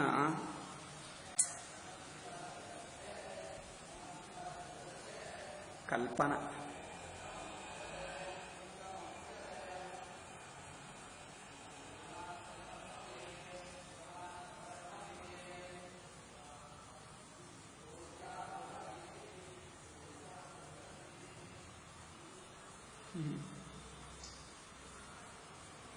ತತಃ ಸಮಂತಾತ್ ವನಧೂಮಕೇತುರ್ ಯದೃಚ್ಛಯಾಭೂತ್ ಕ್ಷಯಕೃದ್ವನೌಕಸಂ ಸಮೀರಿತಃ ಸಾರಥಿನೋಲ್ಬಣೋಲ್ಮುಖೈರ್ ವಿಲೇಲಿಹಾನಸ್ಥಿರಜಂಗಮಾನ್ ಮಹಾನ್. ವನಧೂಮಕೇತು ಯದೃಚ್ಛಯಾಭೂತ್ ಕ್ಷಯಕೃದ್ವನೌಕಸಂ. ಅರ್ಥವಾಗಲಿ. ಸಮೀರಿತಃ ಸಾರಥಿನೋಲ್ಬಣೋಲ್ಮುಖೈರ್ ವಿಲೇಲಿಹಾನಸ್ಥಿರಜಂಗಮಾನ್ ತಮಾಪತಂತಂ ಪರಿತೋ ದವಾಗ್ನಿ. ಈಗ ಬಂತು ದವಾಗ್ನಿ, ಈಗ ಜೋರಾಗಿ ಬಂತು. ಎಲ್ಲ ದಿಕ್ಕುಗಳಿಂದ ಗೋಪಾಹ ಗಾವಶ್ಚ ಪ್ರಸಮೇಕ್ಷ ಭೀತಾಹ. ಇದೆಲ್ಲ ನೋಡಿಕೊಂಡು ಹಸುಗಳು, ಗೋಪಾಲರೆಲ್ಲರೂ ಭಯಂಕರ ಭಯಗೊಂಡರು. ಅಯ್ಯೋ, ಏನಾಗ್ತದೆ, ಈಗ ನಾವು ಸತ್ಯ ಹೋಗ್ತೀವಿ, ಇದರಲ್ಲಿ ಸುಟ್ಟು ಹೋಗ್ತೀವಿ ಅನ್ಕೊಂಡರು. ಉಚುಶ್ಚ ಕೃಷ್ಣಂ ಸಬಲಂ ಪ್ರಪನ್ನ. ಕೃಷ್ಣನಿಗೆ ಈಗ ಬೇಡ್ಕೊಂಡರು. ಯಥಾ ಹರಿಂ ಮೃತ್ಯು ಭಯಾರ್ದಿತ ಜನಾ. ಅಯ್ಯ, ಮೃತ್ಯು ಭಯವಾದರೆ ಜನರು ಭಗವಂತನನ್ನೇ ಸ್ಮರಣ ಮಾಡ್ತಾರೆ. ಹಾಗೆ ಇವರು ಮೃತ್ಯು ಬಂದಿದೆ, ಈಗ ಪ್ರಾಣ ಹೋಗಲಿದೆ, ಏಕೆ ಸುತ್ತೆಲ್ಲ ಬೆಂಕಿ ಇದೆ, ಈ ಸೈಡ್ ಎಲ್ಲ ಬೆಂಕಿ ಬಂದಿದೆ, ಈಗ ಮಧ್ಯದಲ್ಲಿ ಸಿಕ್ಕಾಕೊಂಡಿದೆ, ಹೋಗುವುದೆಲ್ಲಿ? ಒಂದು ಸೈಡ್ ಬಂದ್ರೆ ಒಂದು ಸೈಡ್ ಓಡು ಹೋಗ್ತೀವಿ, ಈ ಸೈಡ್ ಯಾಕಂತದ್ದು ಬೇಗ ಹತ್ಕೊಂಡು ಬಿಡ್ತದೆ ಆ ಬೆಂಕಿ. ಇಲ್ಲಿ ಆ ಸೈಡ್ ಈ ಸೈಡ್ 4 ಸೈಡ್ ಹತ್ಕೊಂಡು ಬಿದ್ದು ಮಧ್ಯದಲ್ಲಿ ಖಾಲಿ ಇರ್ತೀವಾ, ಅದು ಯಾವಾಗ ನಮ್ಮನ್ನು ಸೇರ್ಕೊಂಡು ಬಿಡ್ತದೋ ಹಾಗೆ ಮಧ್ಯದಲ್ಲಿ ಸಿಕ್ಕಾಕೊಂಡ. ಅಯ್ಯೋ, ಈಗ ಗತಿ ಇಲ್ಲ, ಓಡಿ ಹೋಗಬೇಕಂದ್ರೆ ಬೆಂಕಿಯಿಂದಲೇ ಹೋಗುದಂದ್ರೆ ಸತ್ತು ಹೋಗೋದೆ ಅಷ್ಟೇ. ಈಗ ಆಯ್ತು, ಯಾವ ಕ್ಷಣವೋ ಪ್ರಾಣ ಹೋಯಿತು ಅನ್ಕೊಂಡರು. ಈಗ ಭಯಗೊಂಡು ಆವಾಗ ಈಗ ಭಗವಂತ ನೀನೇ ಗತಿ, ಕೃಷ್ಣ ಕೃಷ್ಣ ಮಹಾವೀರ, ಕೃಷ್ಣನನ್ನು ಬೇಡ್ಕೊಳ್ಳುವುದು. ಜನರಿಗೆ ಕಷ್ಟ ಬಂದರೆ ಭಗವಂತನ ಶರಣಾಗತಿ ನಿಜವಾದ ಶಕ್ತಿ. ಶರಣಾಗತಿ ಆದರೆ ಭಗವಂತ ಭಕ್ತರನ್ನು ರಕ್ಷಿಸುವುದು ಅನೇಕ ಬಗೆಯಾಗಿರುತ್ತದೆ. ಹೊರಗಿನಿಂದ ಅಂದ್ರೆ ಒಬ್ಬ ಮನುಷ್ಯ ರೂಪವಾಗಿಯೇ ಬರ್ತಾನೆ ಎಂದು ಹೇಳಕ್ಕಾಗಲ್ಲ. ಭಗವಂತ ನಮ್ಮನ್ನು ರಕ್ಷಿಸುವುದಕ್ಕೆ ಅನೇಕ ಪದ್ಧತಿಗಳಿರುತ್ತವೆ. ಯಾವ ಬಗೆಯಾದರೂ ಬರಬಹುದು. ಹೊರಗೆ ಒಂದು ಮನುಷ್ಯ ರೂಪ ಬರಬಹುದು, ನೆಂಟರ ರೂಪವಾಗಿ ಬರಬಹುದು, ತಾನೇ ಸಾಕ್ಷಾತ್ ಶ್ರೀಕೃಷ್ಣ ರೂಪವಾಗಿ ಬರಬಹುದು, ಹೇಗಾದರೂ ಬರುತ್ತಾನೆ. ಅಥವಾ ಏನು, ಮಳೆಯಾಗಿ ಬಂದು ಆ ಬೆಂಕಿಯೆಲ್ಲ ಆರಿಸಿಬಿಡ್ತಾನೆ, ಹಾಗಾದರೂ ಬರಬಹುದು. ಮಳೆ ಆದರೂ ಬರ್ತದೆ, ಮನುಷ್ಯರಾಗಿ ಬರ್ತಾನೆ. ಅಥವಾ ನಮ್ಮ ಮನಸ್ಸಿನಲ್ಲೇ ಏನೋ ಬುದ್ಧಿ ಹುಟ್ಟಿಸಿ ಹೇಗೆ ಓಡಿ ಹೋಗಬೇಕು ಏನೋ ಉಪಾಯ ಮನಸ್ಸಿನಲ್ಲಿ ಹುಟ್ಟುವಂತೆ ಮಾಡ್ತಾನೆ. ಯಾವುದೋ ಹೊಸ ಯೋಚನೆ ಬರುತ್ತೆ, ಆ ಯೋಚನೆ ನೋಡಿಕೊಂಡು ನಾವು ಇಲ್ಲಿಂದ ಹೋಗ್ತೀವಿ. ಅದರಿಂದ ಭಗವಂತ ನಮಗೆ ಹೇಗೆ ರಕ್ಷಣೆ ಮಾಡ್ತಾನೋ ಹೇಳಕ್ಕಾಗಲ್ಲ, ಮಾಡ್ತಾನೆ, ಯಾವುದೋ ಒಂದು ಬಗೆಯಾಗಿ ಮಾಡ್ತಾನೆ. ಅದರಿಂದ ಏಕೆ ಭಗವಂತ ಸರ್ವವ್ಯಾಪಕ, ಪ್ರಕೃತಿಯಲ್ಲಿದ್ದಾನೆ, ಮನುಷ್ಯರಲ್ಲಿದ್ದಾನೆ, ನಮ್ಮ ಹೃದಯದಲ್ಲಿ ಇದ್ದಾನೆ, ನಮ್ಮ ಮನಸ್ಸಿನಲ್ಲಿ ಕೈಕಾಲಿನಲ್ಲಿ ಇದ್ದಾನೆ. ಯಾವ ರೂಪವಾಗಿ ಬರಬಹುದು? ನಮ್ಮ ಮನಸ್ಸಿನಲ್ಲೇ ಕೆಲವೊಮ್ಮೆ ನಮ್ಮ ಮನಸ್ಸಿನಲ್ಲೇ ಒಂದು ಒಳ್ಳೆಯ ಬುದ್ಧಿ ಹುಟ್ಟುತ್ತದೆ, ಏನೋ ಯೋಚನೆ ಹುಟ್ಟುತ್ತದೆ. ಇಲ್ಲಿ ಹೋಗೋಣ ಇದು ಏನೋ ಯೋಚನೆ ಹುಟ್ಟುತ್ತದೆ. ಆ ಯೋಚನೆ ಹುಟ್ಟಿ ಬಂದು ಬಿಡ್ತೀವಿ. ಈಗ ಅನಿಸುತ್ತದೆ, ಹೇಗೆ ಬಂದಿದ್ದೀಯಪ್ಪ, ಯಾರು ರಕ್ಷಣೆ ಮಾಡಿದ್ದಾರೋ ನಿಮ್ಮನ್ನಂದ್ರೆ? ಯಾರು ಬಂದಿಲ್ಲ, ನಾನೇ ಯೋಚನೆ ಮಾಡಿಕೊಂಡು ಬಂದೆ ಅನಿಸುತ್ತದೆ ಜನರಿಗೆ. ಆ ಸಂದರ್ಭದಲ್ಲಿ ನಿಮಗೆ ಭಗವಂತನ ಒಂದು ಯೋಚನೆ ಕೊಟ್ಟ ಅಂದರೆ ಅದು ಭಗವಂತನ ಅನುಗ್ರಹವೇ. ಕೆಲವೊಮ್ಮೆ ಆಧ್ಯಾತ್ಮಿಕ ಅಂದರೆ ನಮ್ಮಲ್ಲೇ ಬುದ್ಧಿ ಹುಟ್ಟಿಸ್ತಾನೆ, ಆದಿಭೌತಿಕ ಅಂದರೆ ಸಮಾಜದಲ್ಲಿ ಯಾರೋ ನೆಂಟರೋ ಬಂಧುಗಳೋ ಯಾರೋ ಮನುಷ್ಯ ರೂಪವಾಗಿ ಬರ್ತಾನೆ. ಪ್ರಕೃತಿ ಶಕ್ತಿಯಿಂದಲೂ ರಕ್ಷಣೆ ಮಾಡ್ತಾನೆ. ಅಕಸ್ಮಾತ್ತಾಗಿ ಎಲ್ಲಿಂದಲೋ ಮಳೆ ಬರುತ್ತದೆ, ಅಥವಾ ಬೆಂಕಿ ತಾನೇ ಆರಿ ಹೋಗುತ್ತದೆ, ಏನೋ ಆಗುತ್ತದೆ. ಇದು ಪ್ರಾಕೃತಿಕ ಶಕ್ತಿ. ಪ್ರಾಕೃತಿಕ ಶಕ್ತಿ, ಮನುಷ್ಯನ ಶಕ್ತಿ, ಅಥವಾ ನಮ್ಮಲ್ಲೇ ಹುಟ್ಟಿರುವ ಶಕ್ತಿ, ಯಾವುದೋ ಒಂದು ಬಗೆಯಾಗಿ ಭಗವಂತನ ರಕ್ಷಣೆ ಮಾಡ್ತಾನೆ. ಎಷ್ಟು ರಕ್ಷಣೆ ಮಾಡ್ತಾನೆ ಹೇಳಕ್ಕಾಗಲ್ಲ. ಭಗವಂತನಿಗೆ ಸಾವಿರಾರು ಪದ್ಧತಿಗಳಿರುತ್ತೆ. ನಾವು ಅನ್ಕೊಳ್ತೀವಿ ಭಗವಂತ ರಕ್ಷಣಾ ಅಂದರೆ ಹೀಗೆ ಒಂದು ಬಗೆಯಾಗೆ ಮಾಡಬೇಕು, ಹಾಗಲ್ಲ. ಭಗವಂತನಿಗೆ ಎಷ್ಟೋ ಪದ್ಧತಿಗಳಿರುತ್ತವೆ, ಹೇಗಾದರೂ ರಕ್ಷಣೆ ಮಾಡ್ತಾರೆ. ಅವರಿಗೆ ಗೊತ್ತು. ಒಂದೊಂದು ಸಂದರ್ಭಕ್ಕೆ ಒಂದು ಬಗೆ. ಜನರೇನು ತಿಳ್ಕೊಳ್ತಾರೆ, ಹಿಂದೆ ಕೃಷ್ಣನ ಅವತಾರ ಆಗಿ ಬಂದ, ನರಸಿಂಹ ಅವತಾರವಾಗಿ ಬಂದ. ನರಸಿಂಹ ಅವತಾರ ಬಂದು ಪ್ರಹ್ಲಾದನನ್ನು ರಕ್ಷಣೆ ಮಾಡಿದ, ಕಂಬದಿಂದ ಬಂದು. ಈಗಲೂ ಮತ್ತೆ ಕಂಬದಿಂದಲೇ ಬರಬೇಕಾ? ಜನರು ಅನ್ಕೊಳ್ತಾರೆ, ಒಂದು ಸಲ ಬಂದರೆ ಈಗ ಮತ್ತೆ ಕಂಬದಲ್ಲೇ ಬರಬೇಕು. ಕಂಬದಲ್ಲೇನಿಲ್ಲ, ಬೇರೆ ಬೇರೆ ಬಗೆ ಇರುತ್ತದೆ. ಒಂದು ಅವತಾರ ಒಂದು ಬಗೆ ಇದ್ದರೆ ಇನ್ನೊಂದು ಅವತಾರ ಹಾಗೆ ಇರ್ತದೆ. ಎಷ್ಟೋ ಬಗೆ, ನೂರು ಬಗೆ, ಇನ್ನೊಂದು ಬಗೆ ಏನೇನೋ ಮಾಡ್ತಾನೆ. ಪ್ರಹ್ಲಾದನಲ್ಲೇ ಶಕ್ತಿ ಹುಟ್ಟಿಸಿ, ಪ್ರಹ್ಲಾದನಲ್ಲೇ ಏನೋ ಬುದ್ಧಿ ಶಕ್ತಿ ಹುಟ್ಟಿಸಿ ಅಪ್ಪನನ್ನು ತಡೆಗಟ್ಟುವಂತೆ ಮಾಡ್ತಾನೆ. ಹೇಗೆ ಹೇಳ್ತಾನೋ ಹೇಳಕ್ಕಾಗಲ್ಲ. ಹಿರಣ್ಯಕಶಿಪುವನ್ನು ನಿಗ್ರಹ ಮಾಡಲಿಕ್ಕೆ ಬಗೆ ಪದ್ಧತಿಗಳಿರುತ್ತವೆ. ಅವನಿಗೆ ರೋಗ ಬಂದು ಸತ್ತು ಹೋಗ್ತಾನೆ, ಇನ್ನೇನೋ ಪ್ರಾಕೃತಿಕ ಶಕ್ತಿಯಿಂದ ಹೋಗುತ್ತಾನೆ. ಅಥವಾ ಪ್ರಹ್ಲಾದನಿಗೆ ಎಷ್ಟು ಶಕ್ತಿ ಬರುತ್ತದೆ ಅಂದರೆ ಅಪ್ಪನನ್ನೇ ತಡೆಗಟ್ಟಿ ಅವರನ್ನು ಕಂಟ್ರೋಲ್ ಮಾಡಿ. ಶ್ರೀಕೃಷ್ಣ ಬಂದು ತನ್ನ ಸೋದರ ಮಾವನನ್ನು ಏನು ಮಾಡಿದ? ಸಣ್ಣ ಮಗು ಸೋದರ ಮಾವನನ್ನು ತಾನೇ ಸಾಯಿಸಿದ ಅಲ್ಲವೇ? ಇಲ್ಲಿ ಪ್ರಹ್ಲಾದನ ವಿಷಯದಲ್ಲಿ ತಾನೇ ನರಸಿಂಹ ರೂಪವಾಗಿ ಬಂದ. ಅಂದರೆ ಅಲ್ಲಿ ಒಂದು ಬಗೆ, ಇಲ್ಲೊಂದು ಬಗೆ. ಎಲ್ಲ ಕಡೆ ಒಂದೇ ಬಗೆ ಇರುತ್ತದೆ ಎಂದು ನಿಯಮ ಇಲ್ಲ. ಒಂದೊಂದು ಕಡೆ ಒಂದೊಂದು ಬಗೆ, ಇನ್ನೊಂದು ಕಡೆ ಇನ್ನೊಂದು ಬಗೆ. ಭಗವಂತನಿಗೆ ಈಗ ಇನ್ನು ಮೇಲೆ ಯಾವಾಗಲೇ ತೊಂದರೆ ಆಗಲಿ ಎಲ್ಲರಿಗೆ ಕಂಬದಿಂದಲೇ ನರಸಿಂಹಸ್ವಾಮಿ ಬರಬೇಕು ಎಂದಿಲ್ಲ. ಇನ್ನೊಂದು ನಮಗೆ ಕಷ್ಟ ಬಂದರೆ ಯಾವ ತರಹ ರಕ್ಷಣೆ ಮಾಡ್ತಾನೋ ಗೊತ್ತಿಲ್ಲ. ಇನ್ನೂ ಒಂದು ಪದ್ಧತಿ ಇರುತ್ತದೆ, ಸಾವಿರಾರು ಪದ್ಧತಿಗಳು. ಇನ್ನೊಂದು ಬಗೆಯಾಗಿ ಬರ್ತಾನೆ. ನಾವೇನು ನೋಡ್ತೀವಿ? ಹಿಂದೆ ಆಗಿದ್ದನ್ನೇ ನೋಡ್ತೀವಿ. ನಮ್ಮ ಬುದ್ಧಿ, ಮನುಷ್ಯ ಬುದ್ಧಿ ಅಲ್ಪ ಅಲ್ಲವೇ? ಮನುಷ್ಯ ಬುದ್ಧಿ ತುಂಬ ಅಲ್ಪ. ಹಿಂದೆ ಆಗಿ ಹೋಗಿದ್ದನ್ನೇ ನೋಡಿ ಹಿಂದೆ ಆಯ್ತಲ್ಲ ಹಾಗೆ ಆಗ್ತದೆ ಅಂದ್ಕೊಳ್ತೀವಿ ನಾವು. ಭಗವಂತನಿಗೆ ಉಪಾಯಗಳಿಗೇನು ಕಡಿಮೆ ಇದೆಯಾ? ಸಾವಿರಾರು ಪದ್ಧತಿಗಳಿವೆ. ಒಂದು ಸಲ ಮಾಡಿದ್ದೆ ಅದೇ ಮಾಡ್ತಾನ. ಇನ್ನೊಂದು ಬಗೆ ಎಷ್ಟು ಬಗೆಯಾದರೂ ಮಾಡ್ತಾನೆ. ಕೆಲವೊಮ್ಮೆ ಯಾರೋ ಮನುಷ್ಯ ರೂಪವಾಗಿ ಬರ್ತಾನೆ, ಕೆಲವೊಮ್ಮೆ ನಮ್ಮಲ್ಲೇ ಬುದ್ಧಿ ಹುಟ್ಟಿಸ್ತಾನೆ. ಎಷ್ಟು ಬಗೆ ಮಾಡ್ತಾನೋ ಗೊತ್ತಿಲ್ಲ, ನಾವು ಊಹಿಸ್ಕೊಳ್ಳಕ್ಕಾಗಲ್ಲ. ನಾವು ಭಗವಂತನಿಗೆ ಬೇಡ್ಕೋ ಅಪ್ಪ ಭಗವಂತನ ಮಾಡ್ತಾನೆ ಅಂದರೆ ಈ ವಿಷಯದಲ್ಲಿ ಭಗವಂತ ಹೇಗೆ ಮಾಡೋಕ್ಕಾಗ್ತದೆ? ಭಗವಂತ ಎಲ್ಲಿಂದ ಬರಬೇಕು? ಇಲ್ಲಿ ಏನೇ ಅವಕಾಶವೇ ಇಲ್ಲ. ಹೇಗೆ ಬರ್ತಾನೆ, ಹೇಗೆ ರಕ್ಷಣೆ ಮಾಡ್ತಾನೆ, ಹೀಗೆ ತಿಳ್ಕೊಳ್ತಾನೆ. ನೋಡಪ್ಪ, ನೀವು ಭಗವಂತನನ್ನು ಶರಣ ಹೊಕ್ಕು, ಅವರು ಹೇಗೆ ಬರ್ತಾರೆ ಅದು ಅವರ ಜವಾಬ್ದಾರಿ, ಅವರು ನೋಡ್ಕೊಳ್ತಾನೆ. ನಿಮ್ಗೆ ಹೇಗೆ ಚಿಂತೆ? ಇವರು ಹೇಳ್ತಾನೆ, ಅಯ್ಯೋ ಭಗವಂತನನ್ನು ಕೇಳಿದರೆ ಬರ್ತಾನ, ಅವನೇನು ಬರಲ್ಲ, ನಾವೇ ನೋಡ್ಕೊಳ್ಬೇಕು. ತನ್ನ ಅಭಿಮಾನ ಮುಖ್ಯ. ತನ್ನ ಅಭಿಮಾನ ಮಾಡಿಕೊಂಡ. ನೀವು ಭಗವಂತನಿಗೆ ಶರಣ ಹೊಕ್ಕಿ ಬೇಡ್ಕೋ, ಯಾವುದೋ ಒಂದು ಬಗೆ, ನೂರಾರು ಪದ್ಧತಿಗಳಿವೆ. ಅದು ನಾವು ಕಲಿಯತಕ್ಕದ್ದು. ಜನರು ಯಾರೋ ಒಬ್ಬರು ಎಲ್ಲೋ ಒಂದು ಕಡೆ ತಮಿಳುನಾಡಿನಲ್ಲಿ ನರಸಿಂಹ ಅವತಾರದ ಕಥೆ ನಡೆಯುತ್ತಾ ಇದೆ, ಹರಿಕಥೆ ಹೇಳುತ್ತಾ ಇದ್ದರೆ ಅಲ್ಲಿ ಶ್ರೋತೃಗಳಲ್ಲಿ ಕೂತಿರುವ ಒಬ್ಬನಿಗೆ ಏನೋ ಆವೇಶ ಬಂದಂತಾಯಿತು. ಇನ್ನು ನರಸಿಂಹನ ಹಾಗೆ ಇವರೇನೋ ಸಿಂಹ ಹಾಗೆ ಗರ್ಜನ ಮಾಡುತ್ತಾ ಅದು ಏನು ಆಡಿಯೋ ಮಾಡಿಬಿಟ್ಟ. ಆಡಿಯೋ ರೆಕಾರ್ಡ್ ಮಾಡಿ ಯಾರೋ ನನಗೆ ಕಳಿಸಿದ್ದಾರೆ. ಅವ್ರು ಏನು ಹೇಳಿದ್ದಾರೆ ಅಂದರೆ, ಒಂದು ನರಸಿಂಹ ಅವತಾರ ಕಥೆ ಕೇಳುತ್ತಾ ಇದ್ದರೆ ಶ್ರೋತೃಗಳಿಗೆ ಒಂದು ನರಸಿಂಹ ಅವತಾರನೆ ಬಂತು, ಆವೇಶ ಬಂತು. ಒಬ್ಬ ಮನುಷ್ಯನಿಗೆ ಅವರು ನರಸಿಂಹನ ಹಾಗೆ ನಡ್ಕೊಂಡ, ನರಸಿಂಹನ ಹಾಗೆ ಮಾತಾಡಿದ, ಏನೋ ಮಾಡಿದ. ಇದೆಲ್ಲ ಸ್ವಲ್ಪನೇ 2-3 ನಿಮಿಷ ರೆಕಾರ್ಡ್ ಮಾಡಿ ಯಾರೋ ನನಗೆ ಕಳಿಸಿ, ಸ್ವಾಮೀಜಿ ಇದು ನಿಜವಾ, ಹೀಗೆ ಆಗುತ್ತದ ಎಂದು ನನಗೆ ಕಳಿಸಿ. ನಾನು ಹೇಳಿದ್ದೀನಿ, ಆಗಲೂಬಹುದು, ಆಗದೇ ಇರಬಹುದು, ಎರಡೂ ಆಗಬಹುದು. ನರಸಿಂಹ ಕಥೆ ಕೇಳುತ್ತಾ ಇದ್ದರೆ ನಮ್ಮ ಮನಸ್ಸಿಗೆ ಆ ಮೂಡ್ ಬಂದು ಏನೋ ಮಾಡ್ತೀವಿ. ಆದ್ದರಿಂದ ನರಸಿಂಹ ನಿಜವಾಗಿ ಬರಬೇಕು ಅಂದರೆ ಒಂದು ಸಲ ಬಂದರೆ ಮತ್ತೆ ಮತ್ತೆ ಬರಬೇಕು. ಎಲ್ಲೆಲ್ಲಿ ಹರಿಕಥೆ ನಡೆದರೆ, ಮಹಾಭಾಗವತ ಕಥೆ ನಡೆದರೆ, ನರಸಿಂಹ ಪ್ರಹ್ಲಾದನ ಘಟ್ಟ, ಈಗ ಆವಾಗ ಎಲ್ಲರ ಶ್ರೋತೃಗಳ ಮೇಲೇನೆ ನರಸಿಂಹ ಬರಬೇಕು ಎಂದು ಹಾಗೆ ನಿಯಮ ಇದೆ. ಭಗವಂತನ ಎಷ್ಟೋ ಬಗೆ ಇರುತ್ತದೆ, ಬಗೆ ಬೇರೆ ಪದ್ಧತಿಯಲ್ಲಿ ಬರ್ತಾನೆ.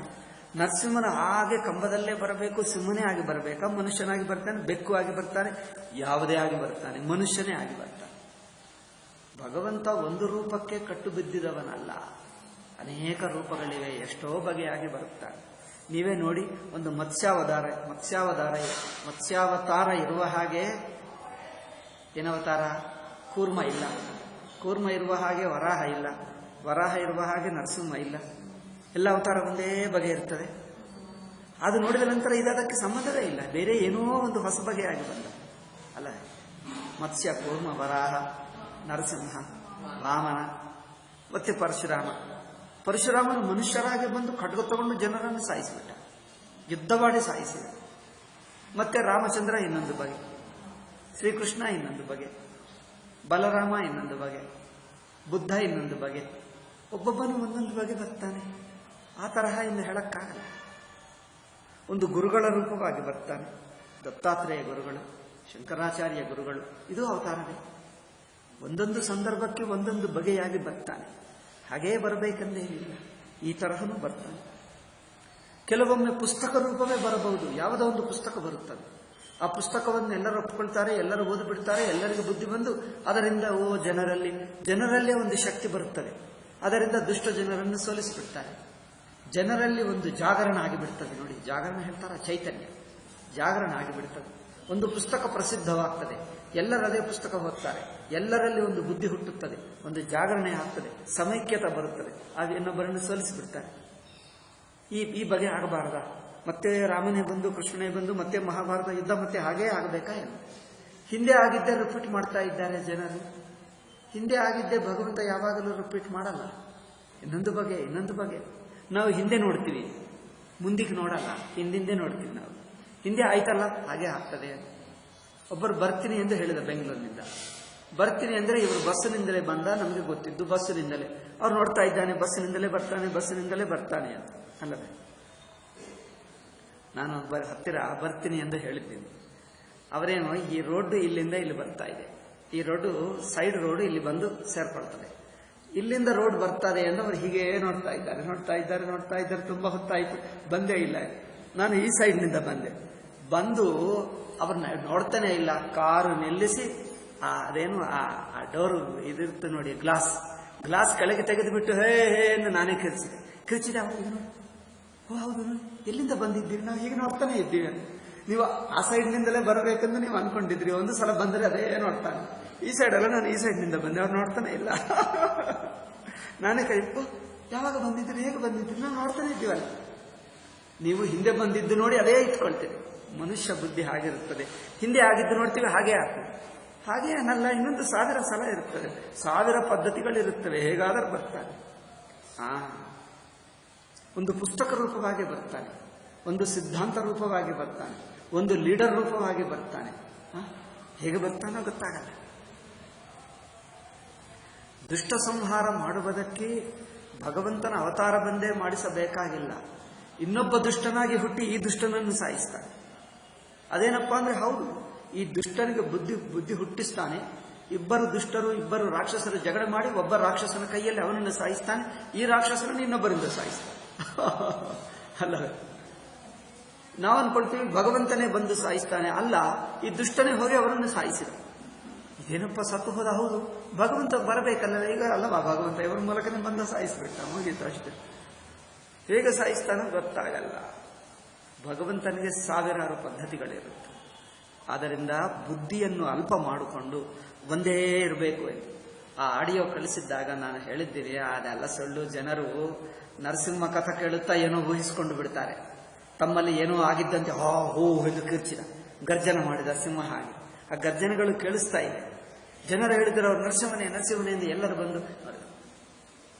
ಅದೆಲ್ಲ ಮನೋಭಾವ. ಸುಮ್ಮನೆ ಏನೋ ಯೋಚನೆ ಮಾಡಿಬಿಟ್ರೆ ನಮ್ಮ ಮನಸ್ಸಿಗೆ ಅದೇ ಆಗಿದ್ದಂತೆ ಅನಿಸಿಕೆ. ಓಕೆ, ಅನಿಸಿಕೆ ಆಗಲಿ, ತಪ್ಪೇನಿಲ್ಲ. ಪಾಠ ಹೇಳಿದ್ದೀನಿ, ನರಸಿಂಹನೇ ನಿಜವಾಗಿ ಬಂದ ಎಂದು ಊಹಿಸಬೇಕಾಗಿಲ್ಲ. ಒಂದು ಸಲ ಬಂದ, ಇನ್ನೊಂದು ಸಲ ಇನ್ನೊಂದು ಬಗೆ ಬರ್ತಾನೆ. ಈಗೇನು ಹಿರಣ್ಯಕಶಿಪೇನಿಲ್ಲ, ಏಕೆ ಬರಬೇಕು? ಇನ್ನೊಂದು ಬಗೆ ಬರ್ತಾನೆ. ಹಿರಣ್ಯಕಶಿಪೇನಲ್ಲಿ ನಾವಿದ್ದೇವೆ, ನಮಗೋಸ್ಕರ ಬರ್ತಾನೆ ಅಲ್ಲ. ಆವಾಗ ಹಿರಣ್ಯಕಶಿಪಕ್ಕೋಸ್ಕರ ಬಂದ, ಈಗ ನಮಗೋಸ್ಕರ ಬರ್ತಾನೆ. ಆವಾಗ ಪ್ರಹ್ಲಾದನಿದ್ದ, ಈಗ ನಾವಿದ್ದೇವೆ, ನಮಗೋಸ್ಕರ ಬರ್ತಾನೆ, ಇನ್ನೊಂದು ರೂಪವಾಗಿ ಬರ್ತಾನೆ. ಆದ್ದರಿಂದ ಅದೇನು ಜನರ ಬುದ್ಧಿ, ಅಲ್ಪ ಬುದ್ಧಿ, ಏನು ಒಂದು ಸಲ ಬಂದಿದ್ದೇ ಅದೇ ಆಗಬೇಕು ಎಂದು ಊಹಿಸಿಕೊಳ್ತಾರೆ. ಅದು ಕಲ್ಪಿತ, ಅದು ಸರಿಯಾಗಿಲ್ಲ. ಹೌದೌದು ಗುರುಗಳೇ, ನೀವು ಹೇಳಿದ್ದು ಸರಿಯಾಗಿದೆ. ಜನರು ಏನೇನೋ ಊಹಿಸಿಕೊಂಡು ಬಿಡ್ತಾರೆ. ಹಾಗೆ ಕೃಷ್ಣ ಮಹಾವೀರ ಶರಣು ಹೊಕ್ಕು ಸಾಕು. ಶರಣು ಹೊಕ್ಕುವುದಂದ್ರೇನು? ಅಭಿಮಾನ ಬಿಡು. ಅಭಿಮಾನ ಬಿಟ್ಟರೆ ನೀವು ಭಗವಂತನ ಅನುಗ್ರಹಕ್ಕೆ ವಾಹಕವಾಗಿ ಬಿಡ್ತೀರಿ. ಭಗವಂತನ ಅನುಗ್ರಹಕ್ಕೆ ವಾಹಕ. ನಿಮ್ಮನ್ನು ವಾಹನ ಮಾಡಿಕೊಂಡು ನಿಮ್ಮ ಮೂಲಕ ಭಗವಂತ ಯಾವುದೋ ಶಕ್ತಿ, ಯಾವುದೋ ಗುಣ, ಯಾವುದೋ ಬುದ್ಧಿ ಹೇಗೆ ಮಾಡ್ತಾನೋ ಗೊತ್ತಿಲ್ಲ. ಯಾವುದೋ ಒಂದು ಬಗೆಯಾಗಿ ನಮ್ಮನ್ನು ಬಳಸಿಕೊಂಡು ನಮ್ಮ ಮೂಲಕನೇ ಆಗಬಹುದು, ನಮ್ಮಲ್ಲೇ ಪ್ರಕಟವಾಗಬಹುದು. ಹೇಗಾಗ್ತಾನೋ ಗೊತ್ತಿಲ್ಲ. ಕೃಷ್ಣ ಕೃಷ್ಣ ಮಹಾವೀರ ಹೇ ರಾಮಾಮಿತ ವಿಕ್ರಮ ದಾವಾಗ್ನಿನ ದಶ್ಯಮಾನಾನ್ ಪ್ರಪನ್ನಾನ್ ಸ್ತ್ರಾತುಮರ್ಹತ. ಈ ದಾವಾಗ್ನಿಯಿಂದ ನಾವು ನರಳಿ ಹೋಗ್ತಾ ಇದ್ದೀವಿ, ಸುಟ್ಟು ಹೋಗ್ತಾ ಇದ್ದೀವಿ, ನಮ್ಮನ್ನು ಬದುಕಿಸಿ ನೀವೇ ಗತಿ.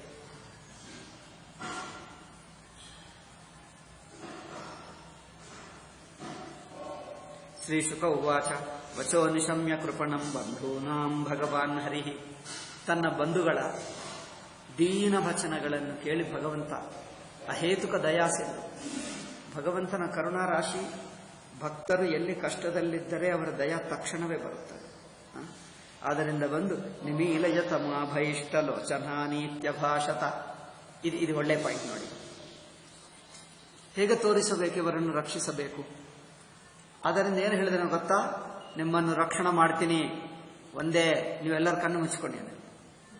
ಎಲ್ಲರಿಗೂ ಭಯವಾಯಿತು. ಆಯ್ತು, ಕೃಷ್ಣ ಹೇಳಿದ ಹಾಗೆ ಎಲ್ಲರೂ ಭಯದಿಂದ, ಏಕೆಂದ್ರೆ ಅವರು ಹೇಳಿದ್ದು ಮಾಡಬೇಕು, ಇಲ್ಲದಿದ್ದರೆ ನಮ್ಮ ಗತಿ ಏನಾಗ್ತದೆ, ಭಯವಾಯ್ತಲ್ಲ. ಆಯ್ತಾಯ್ತು, ಎಲ್ಲರೂ ಕಣ್ಣು ಮುಚ್ಚಿಕೊಂಡರು. ಅಷ್ಟೇ, ಕಣ್ಣು ತೆಗೆಯುವವರೆಗೂ ಬೆಂಕಿ ಇಲ್ಲ. ಅಷ್ಟೇ ನೋಡಿ, ಏನೂ ಮಾಡಿಬಿಟ್ಟ, ಇಂದ್ರಜಾಲ ಮಾಡಿದ ಹಾಗೆ ನೋಡಿ. ನಿಮೀಲಯತ ಮಾ ಭಯಿಷ್ಟ, ಕಣ್ಣು ಮುಚ್ಚಿಕೊಂಡಿ, ನೀವೇನು ಭಯಗೊಳ್ಳಬೇಡಿ. ಲೋಚನಾನೀತ್ಯಭಾಷತ ತಥೇತಿ ಮೀಲಿತಾಕ್ಷೇಷು. ಆಯ್ತು, ಭಗವಂತನಿಗೆ ಶರಣು ಹೊಕ್ಕಿದರೆ ಭಗವಂತ ಒಂದು ಆಜ್ಞೆ ಕೊಡ್ತಾನೆ. ನಾವು ಭಗವಂತನಿಗೆ ಶರಣು ಹೊಕ್ಕಿದ್ದೇವೆ ಅಂದರೆ ಸೇವಕರಾಗುವುದಾ, ಅಥವಾ ನಾವು ಸುಮ್ಮನೆ ಕೂತ್ಕೊಂಡು ಭಗವಂತನನ್ನೇ ಸೇವಕ ಮಾಡಿಕೊಂಡು ಅವರಿಗೆ ಕೆಲಸ ಒಪ್ಪಿಸಿ, ಏನಪ್ಪ ನೀವು ಬಂದಿದ್ದು ನಮ್ಮನ್ನು ರಕ್ಷಣೆ ಮಾಡು, ನಿಮಗೆ ಏನು ಬೇಕಂದ್ರೆ ಭಗವಂತ ಕೊಡ್ತಾನೆ. ಅಂದ್ರೆ ನನಗೆ ಹಸುವಾಗ್ತಾ ಇದೆ, ನಮಗೆ ಮನೆಯಲ್ಲಿ ಏನು ಅಕ್ಕಿ ಎಲ್ಲ ಬೇಕು, ಅಡಿಗೆ ಮಾಡುವುದು ನನ್ನಿಂದ ಆಗಲ್ಲ, ಯಾರು ಮಾಡ್ತಾರೆ, ನೀವೇ ಅಕ್ಕಿ ಎಲ್ಲ ತಂದು ಅಡಿಗೆ ಮಾಡಿ ಒಳ್ಳೇದು ರೆಡಿ ಮಾಡಿ ತಂದು ಕೊಡು, ಅಷ್ಟೇ, ನಾವೇನು ಮಾಡಲ್ಲ. ಹೀಗೆ ಹೇಳ್ತೀವ? ನೀವು ಹೇಳಿದ್ರೆಲ್ಲ ಭಗವಂತನ ಬೇಡ್ಕೊಂಡ್ರೆ ಮಾಡ್ತಾನೆ. ನಾನು ಬೇಡ್ಕೊಂಡೆ, ಭಗವಂತ ತಂದೆ ಕೊಟ್ಟಿಲ್ಲ ಅಂದ್ರೆ ಎಲ್ಲ ರೆಡಿಮೇಡ್. ಅಂದರೆ ನೀವೇ ಯಜಮಾನನಾಗಿ ಭಗವಂತನನ್ನು ಆಜ್ಞೆ ಮಾಡಿದರೆ ಬರ್ತಾನ?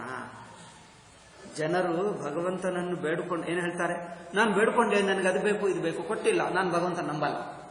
ಒಬ್ಬನು ಹೇಳ್ತಾರೆ, ಆಯ್ತು, ನಂಬದಿದ್ದರೆ ಯಾರಿಗೆ? ಭಗವಂತನಿಗೆ ಲಾಸ್. ಓಕೆ, ನಂಬಬೇಡ. ಯಾರಿಗೆ? ನೋಡಿ, ಹೆದರಿಸೋದು ಯಾರನ್ನು?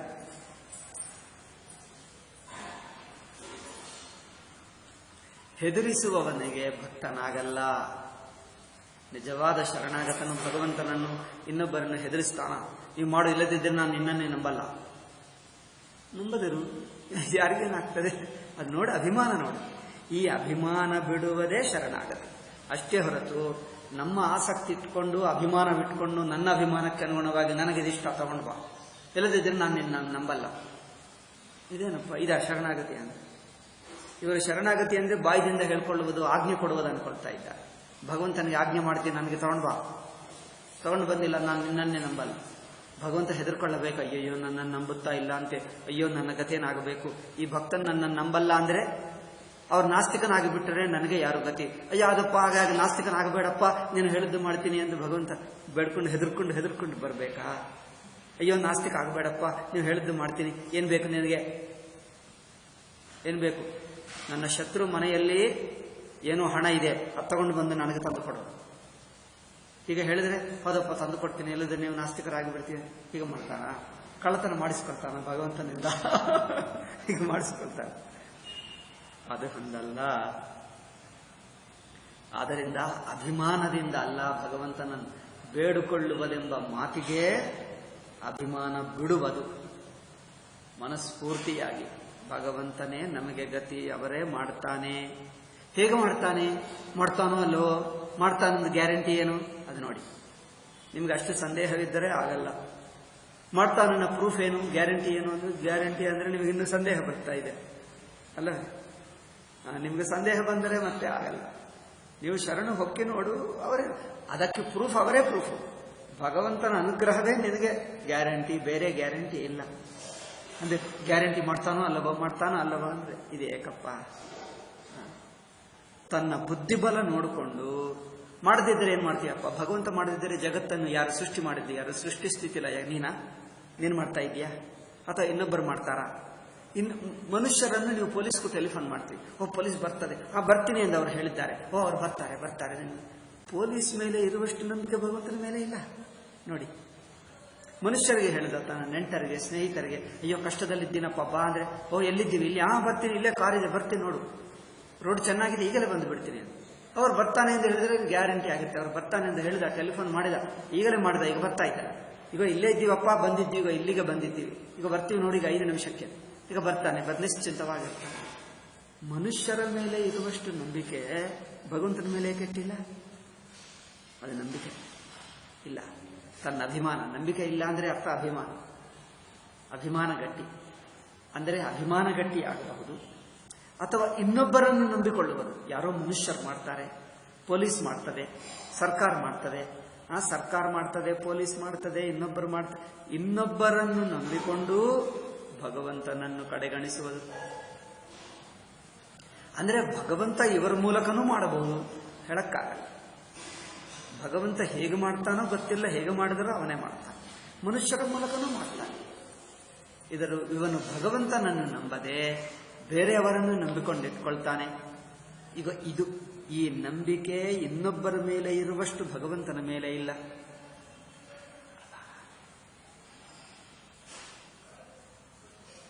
ದೋಷ, ಅವಿಶ್ವಾಸ, ಅಭಿಮಾನ, ಈಗ ಇದು ಕಷ್ಟ. ವಿಶ್ವಾಸ, ಶರಣಾಗತಿ ಯಾವಾಗ ಬರ್ತದೆ? ಅಭಿಮಾನ ಬಿಟ್ಟರೆ ಬರ್ತದೆ. ಭಗವಂತನೇ ನೋಡ್ಕೊಳ್ತಾರೆ, ಅವ್ರಿಗೆ ಗೊತ್ತು.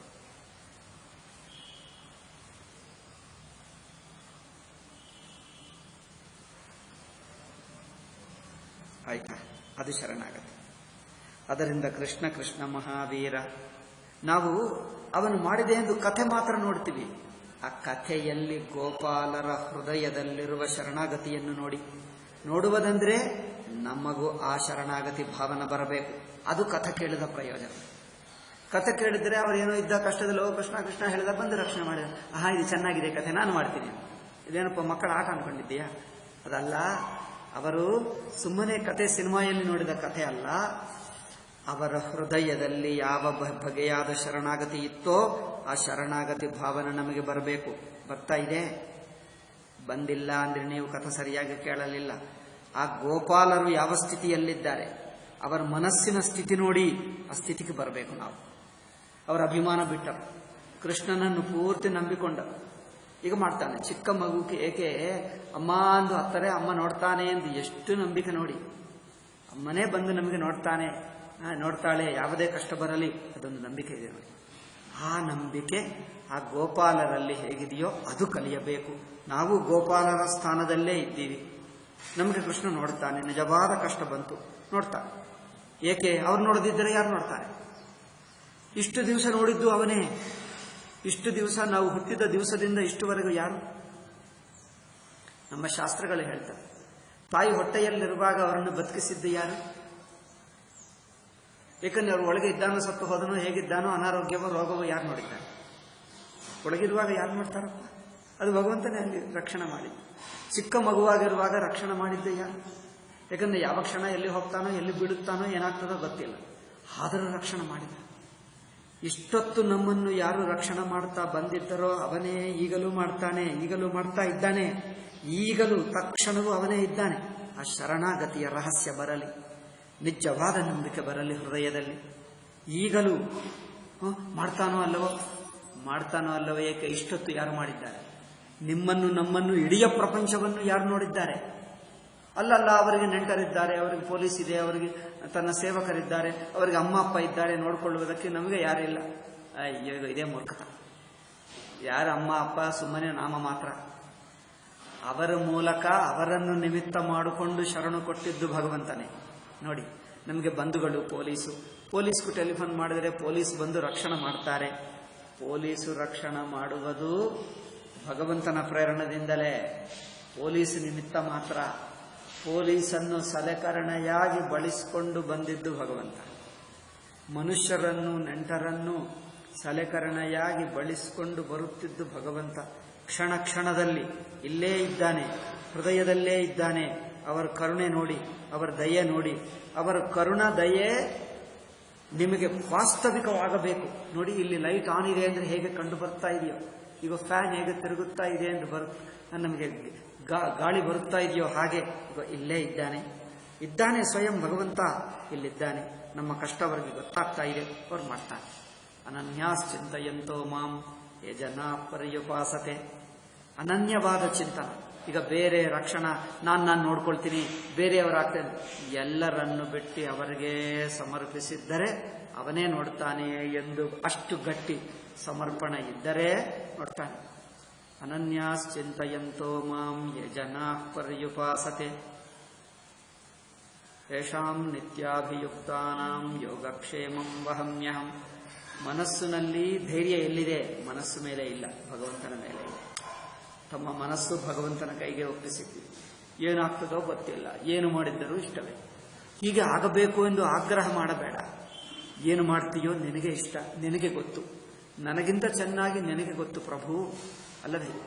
ನಮಗಿಂತ ಚೆನ್ನಾಗಿ ಭಗವಂತನಿಗೆ ಗೊತ್ತು. ಅವರಿಗೆ ಒಪ್ಪಿಸಿ, ಅವರ ಕೈಗೆ ಒಪ್ಪಿಸಿ, ಈಗ ಅವರು ಏನು ಮಾಡಿದ್ದರೂ ನಾವು ಒಪ್ಕೊಳ್ತೀವಿ. ಕೆಲವೊಮ್ಮೆ ಪ್ರಾಣ ತೆಗೆದು ಬಿಟ್ಟರೆ ತೆಗೆಯಲಿ, ಅವರಿಷ್ಟ. ನನ್ನನ್ನು ಅವರ ಕೈಗೆ ಒಪ್ಪಿಸಿದೆ. ಪ್ರಾಣ ತೆಗೆಯುತ್ತಾನೋ, ರಕ್ಷಿಸ್ತಾನೋ, ಇನ್ನೊಂದು ಕಡೆಗೆ ಕರ್ಕೊಂಡು ಹೋಗ್ತಾನೋ, ಏನು ಮಾಡ್ತಾನೋ ಗೊತ್ತಿಲ್ಲ. ಏನೇ ಮಾಡು, ನಿನ್ನ ಇಷ್ಟ.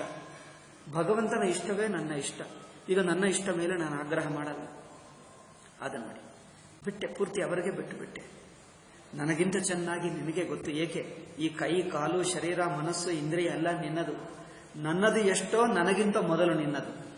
ಈ ಶರೀರ ಮೊದಲು ನಮ್ಮದ, ಮೊದಲು ಭಗವಂತಂದ ಹೇಳಿ. ಶರೀರ ಇದು ನನ್ನದು ಎಂದು ಮಗುವಿಗೆ ಯಾವಾಗ ಗೊತ್ತಾಗ್ತದೆ? 2-3 ವರ್ಷ, 4 ವರ್ಷ ಆದ ನಂತರ ನನ್ನದು ಎಂದು ಗೊತ್ತಾಗ್ತದೆ.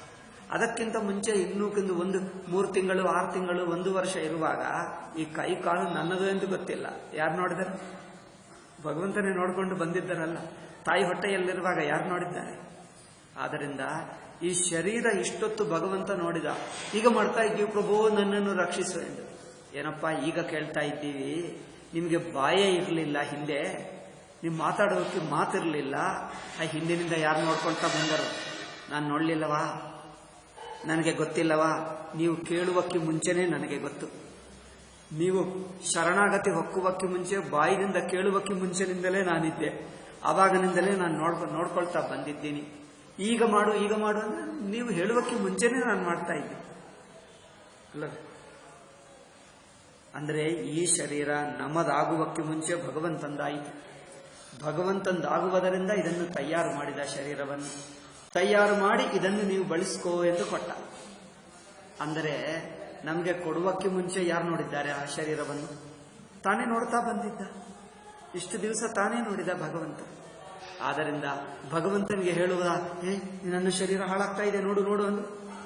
ಏನಪ್ಪಾ ಇಷ್ಟು ದಿವಸ ನೋಡಿದ್ದು ಯಾರು? ಭಗವಂತ ಹೇಳ್ತಾರೆ. ನೀವು ಹೇಳುವಕ್ಕೆ ಮುಂಚೆ ನಿಮಗೆ ಹೇಳಬೇಕೆಂಬ ಬುದ್ಧಿ ಇಲ್ಲದಿರಬೇಕಿಂತ ಮುಂಚೆ ಅಲ್ಲವೇ?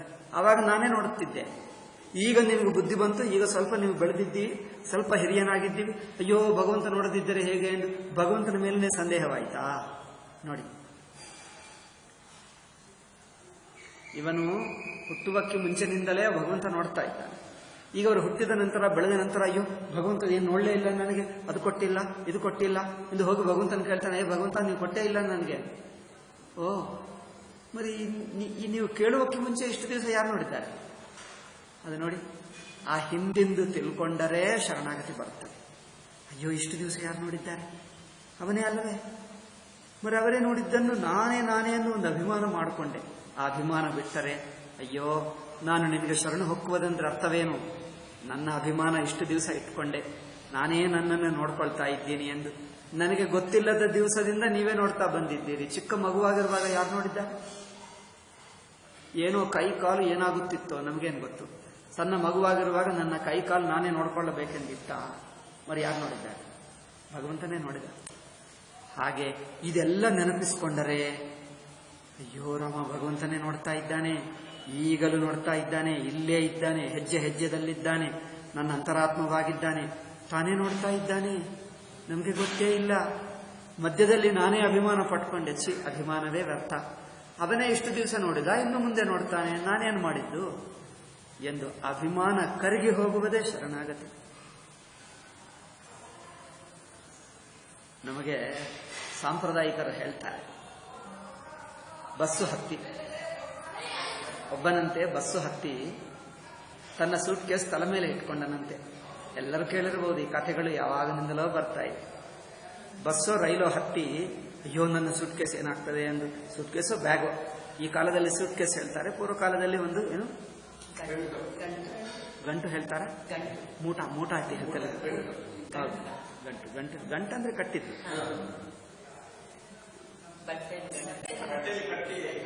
ಕಟ್ಟಿದ್ದು ಆ ಮೂಟ, ಅದನ್ನು ತನ್ನ ಪೂರ್ವ ಕಾಲದಲ್ಲಿ ಒಂದು ಬಟ್ಟೆಯಲ್ಲೇ ಕಟ್ಟುತ್ತಿದ್ದರು. ಯಾಕಂದ್ರೆ ಬ್ಯಾಗ್ಗಳಿರಲಿಲ್ಲ, ಹಾಗೆ ಕಟ್ಟಿ ತಗೊಂಡು ಹೋಗ್ತಿದ್ದೀವಿ ನಾವು. ನಂತರ ಬ್ಯಾಗ್ಗಳು ಬಂದಿವೆ. ಬ್ಯಾಗ್ ನಂತರ ಈಗಿನ ಕಾಲದ ಸುಟ್ಕೇಸು ಏನೋ ಬಂದುಬಿಟ್ಟಿವೆ. ನಾವೇನೋ ಬಟ್ಟೆಯಲ್ಲೇ ಕಟ್ಕೊಂಡು ಹೋಗ್ತಿದ್ದೀವಿ. ಬಟ್ಟೆಯಲ್ಲಿ ಕಟ್ಕೊಳ್ಳೋದು, ಭುಜ ಮೇಲೆ ಹಾಕೋದು, ತಲೆ ಮೇಲೆ ಹಾಕೋದು, ಹಾಗೆ ಹೋಗ್ತಿದ್ವಿ. ಆ ಕಾಲದಲ್ಲಿ ಬ್ಯಾಗ್ಗಳೇ ಇರಲಿಲ್ಲ.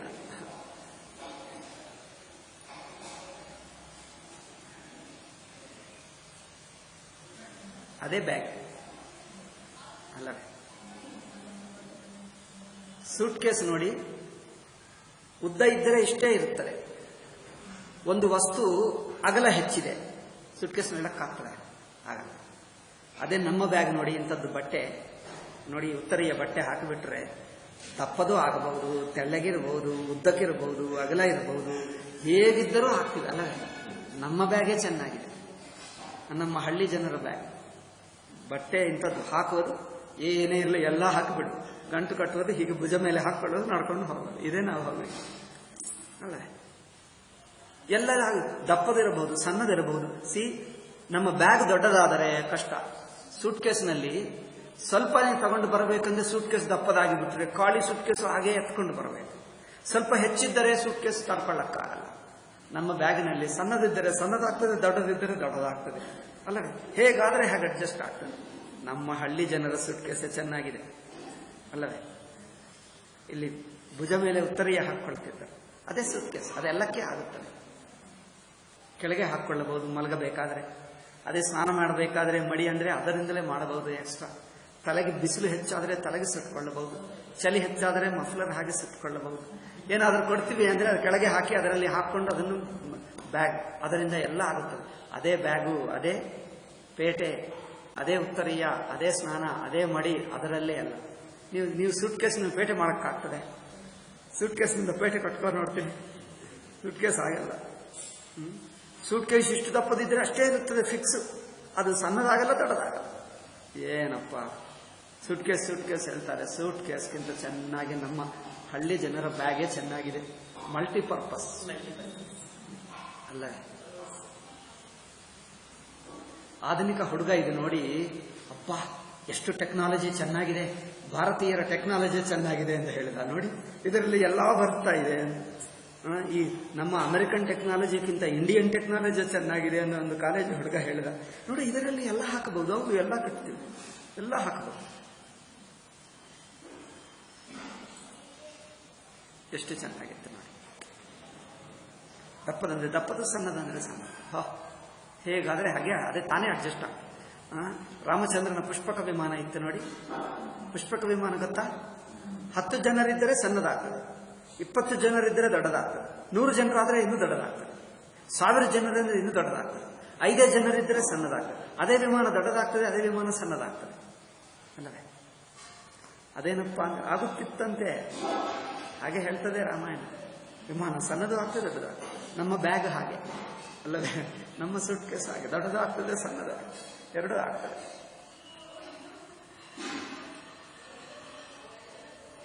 ನಾನು ಪುಸ್ತಕಗಳನ್ನು ಕಟ್ಟಿ ತರ್ತೀನಿ, ಈಗಲೂ ತರ್ತೀನಿ, ಅದು ನಮ್ಮ ಹಳೆ ಅಭ್ಯಾಸ. ದಪ್ಪ ಪುಸ್ತಕನೂ ಕಟ್ಟಬಹುದು, ಸಣ್ಣ ಪುಸ್ತಕನೂ ಕಟ್ಟಬಹುದು. ಕೆಲವರು ಹೇಳ್ತಾರೆ, ಸ್ವಾಮೀಜಿ ನಮ್ಮ ಈ ಕಾರ್ಯಾಲಯದಲ್ಲಿ ಏನು ಕಾರ್ಟೂನ್ ಬಾಕ್ಸಸ್ ಇದೆ, ಅದರಲ್ಲಿ ಕೊಡ್ತೀವಿ. ಒಂದು ದಪ್ಪ ಪುಸ್ತಕ ಬಂದರೆ ಅದರಲ್ಲಿ ಬರಲ್ಲ ಅಲ್ಲವೇ.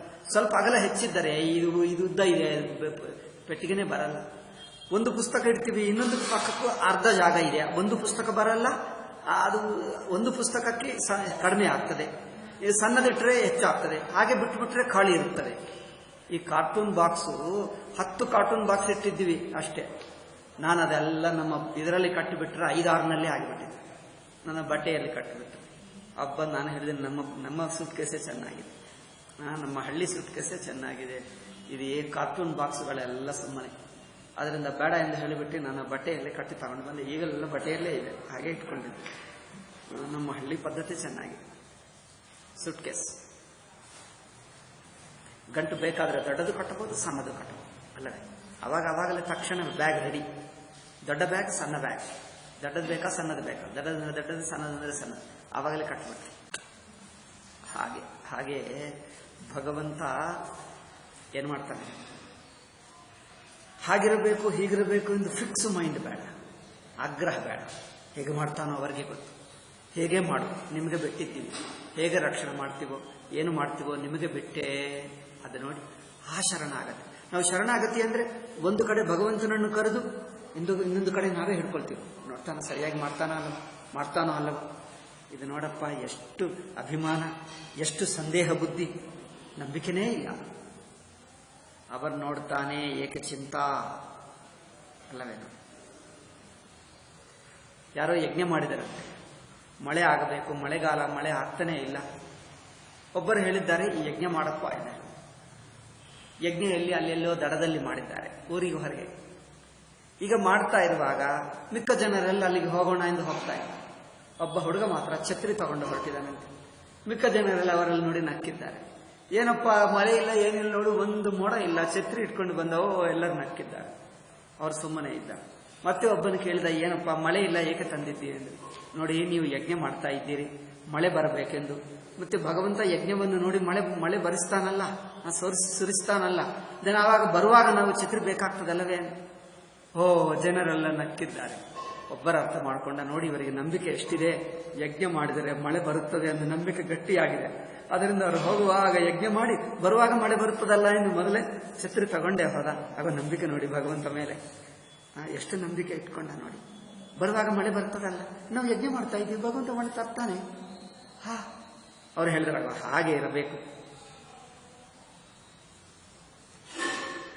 ಗೊಂದಾವಳಿ ಮಹಾರಾಜರು ತನ್ನ ಭಕ್ತರ ಜೊತೆಗೆ ಕಾಶಿಗೆ ಹೋದರು. ಕಾಶಿಗೆ ಹೋದಾಗ ಕಾಶಿ ದಡದಲ್ಲೇ ಕುಳಿತುಕೊಂಡು, ಗಂಗಾ ನದಿ ದಡದಲ್ಲೇ ಕುಳಿತುಕೊಂಡು, ಇವರು ಕೆಲವು ಭಕ್ತರು ಕೇಳಿದ್ದರಂದ್ರೆ, ಒಂದು ಸಲ ಗಂಗಾ ಸ್ನಾನ ಮಾಡಿದ್ದರೆ ಭಗವತ್ ಪ್ರಾಪ್ತಿ ಆಗುತ್ತದೆ ಎಂದು ಹೇಳಿದ್ದಾರೆ. మరి ಇಷ್ಟೆಲ್ಲ ಮಾಡ್ತಾ ಇದ್ದಾರೆ, ಇಷ್ಟೆಲ್ಲರಿಗೂ ಪಾಪ ಪರಿಹಾರವಾಯಿತಾ, ಎಲ್ಲರಿಗೂ ಭಗವತ್ ಪ್ರಾಪ್ತಿ, ವೈಕುಂಠ ಪ್ರಾಪ್ತಿ ಆಗ್ತದ? ಮಹಾರಾಜರು ಹೇಳಿದ್ದಾರೆ, ಆಯಿತು. ಅವರಿಗೆ ಏನೋ ಸ್ವಲ್ಪ ಗುಂಡಿ ಹಾಗೆ ಮಾಡಿ ಅದರಲ್ಲಿ ಬಿದ್ದರು ಮಹಾರಾಜರು. ಇದು ನೋಡಿ, ನಾವು ಇದು ಪಾಪಾತ್ಮರು, ಇವರೇನೋ ಭಯಂಕರ ಪಾಪ ಮಾಡಿದ, ಇವರನ್ನು ಮುಟ್ಟಿದರೆ ನಿಮಗೆ ಪಾಪ ಅಂಟಿಕೊಳ್ತದೆ. ಆದರೆ ನಾವು ಕಷ್ಟದಲ್ಲಿದ್ದೀವಿ, ನಮ್ಮನ್ನು ನೀವು ರಕ್ಷಿಸಬೇಕು. ಎತ್ತಿದ ನಂತರ ಒಂದು ಸಲ ಗಂಗಾ ಸ್ನಾನ ಮಾಡಿದರೆ ಆ ಪಾಪವೆಲ್ಲ ಹೋಗುತ್ತದೆ. ನಮ್ಮನ್ನು ಎತ್ತುವಾಗ ಏನು ಪಾಪ ಅಂಟಿತೋ, ನಮ್ಮನ್ನು ಮುಟ್ಟಿದ್ದು ನೀವು ಸ್ನಾನ ಮಾಡಿದ್ದರೆ ಹೋಗುತ್ತದೆ. ರಕ್ಷಿಸಿ ಮತ್ತೆ ಹೇಳ್ತಾ ಇದ್ದಾರೆ.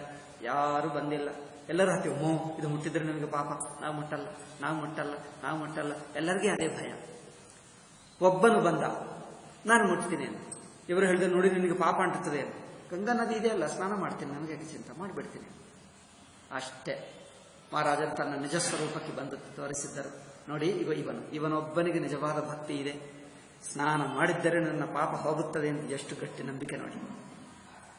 ಗಂಗಾ ನದಿ ಇದೆಯಲ್ಲ, ಸ್ನಾನ ಮಾಡ್ತೀನಿ, ನನಗೆ ಪಾಪ ಹೋಗ್ತದೆ. ಅದು ಹಾಗೆ ಇದ್ದರೆ ಆಗುತ್ತದೆ. ಮಿಕ್ಕ ಜನರು ಬರ್ತಾ ಇದ್ದಾರೆ ಸ್ನಾನ, ಆದರೆ ಮನಸ್ಸು ಮಾತ್ರ ಹಾಗೆ ಬಿಗಿ ಹಿಡ್ಕೊಂಡಿದೆ. ಹೃದಯವು ಬಿಡುತ್ತಾ ಇಲ್ಲ, ಬಿಗಿ ಹಿಡ್ಕೊಂಡಿದೆ. ಆಗುತ್ತದಪ್ಪ. ಏಕೆ? ಗಂಗಾ ಅಂದ್ರೆ ಏನು ಅನ್ಕೊಂಡಿದ್ದೀವಿ? ಸಾಕ್ಷಾತ್ ವಿಷ್ಣು ಪದದಿಂದ ಬಂದಿದೆ. ಕಥೆ ಕೇಳ್ತಾರೆ, ಹೃದಯ ಮಾತ್ರ ಹಾಗೆ ಆಗ್ತಾ ಇಲ್ಲ.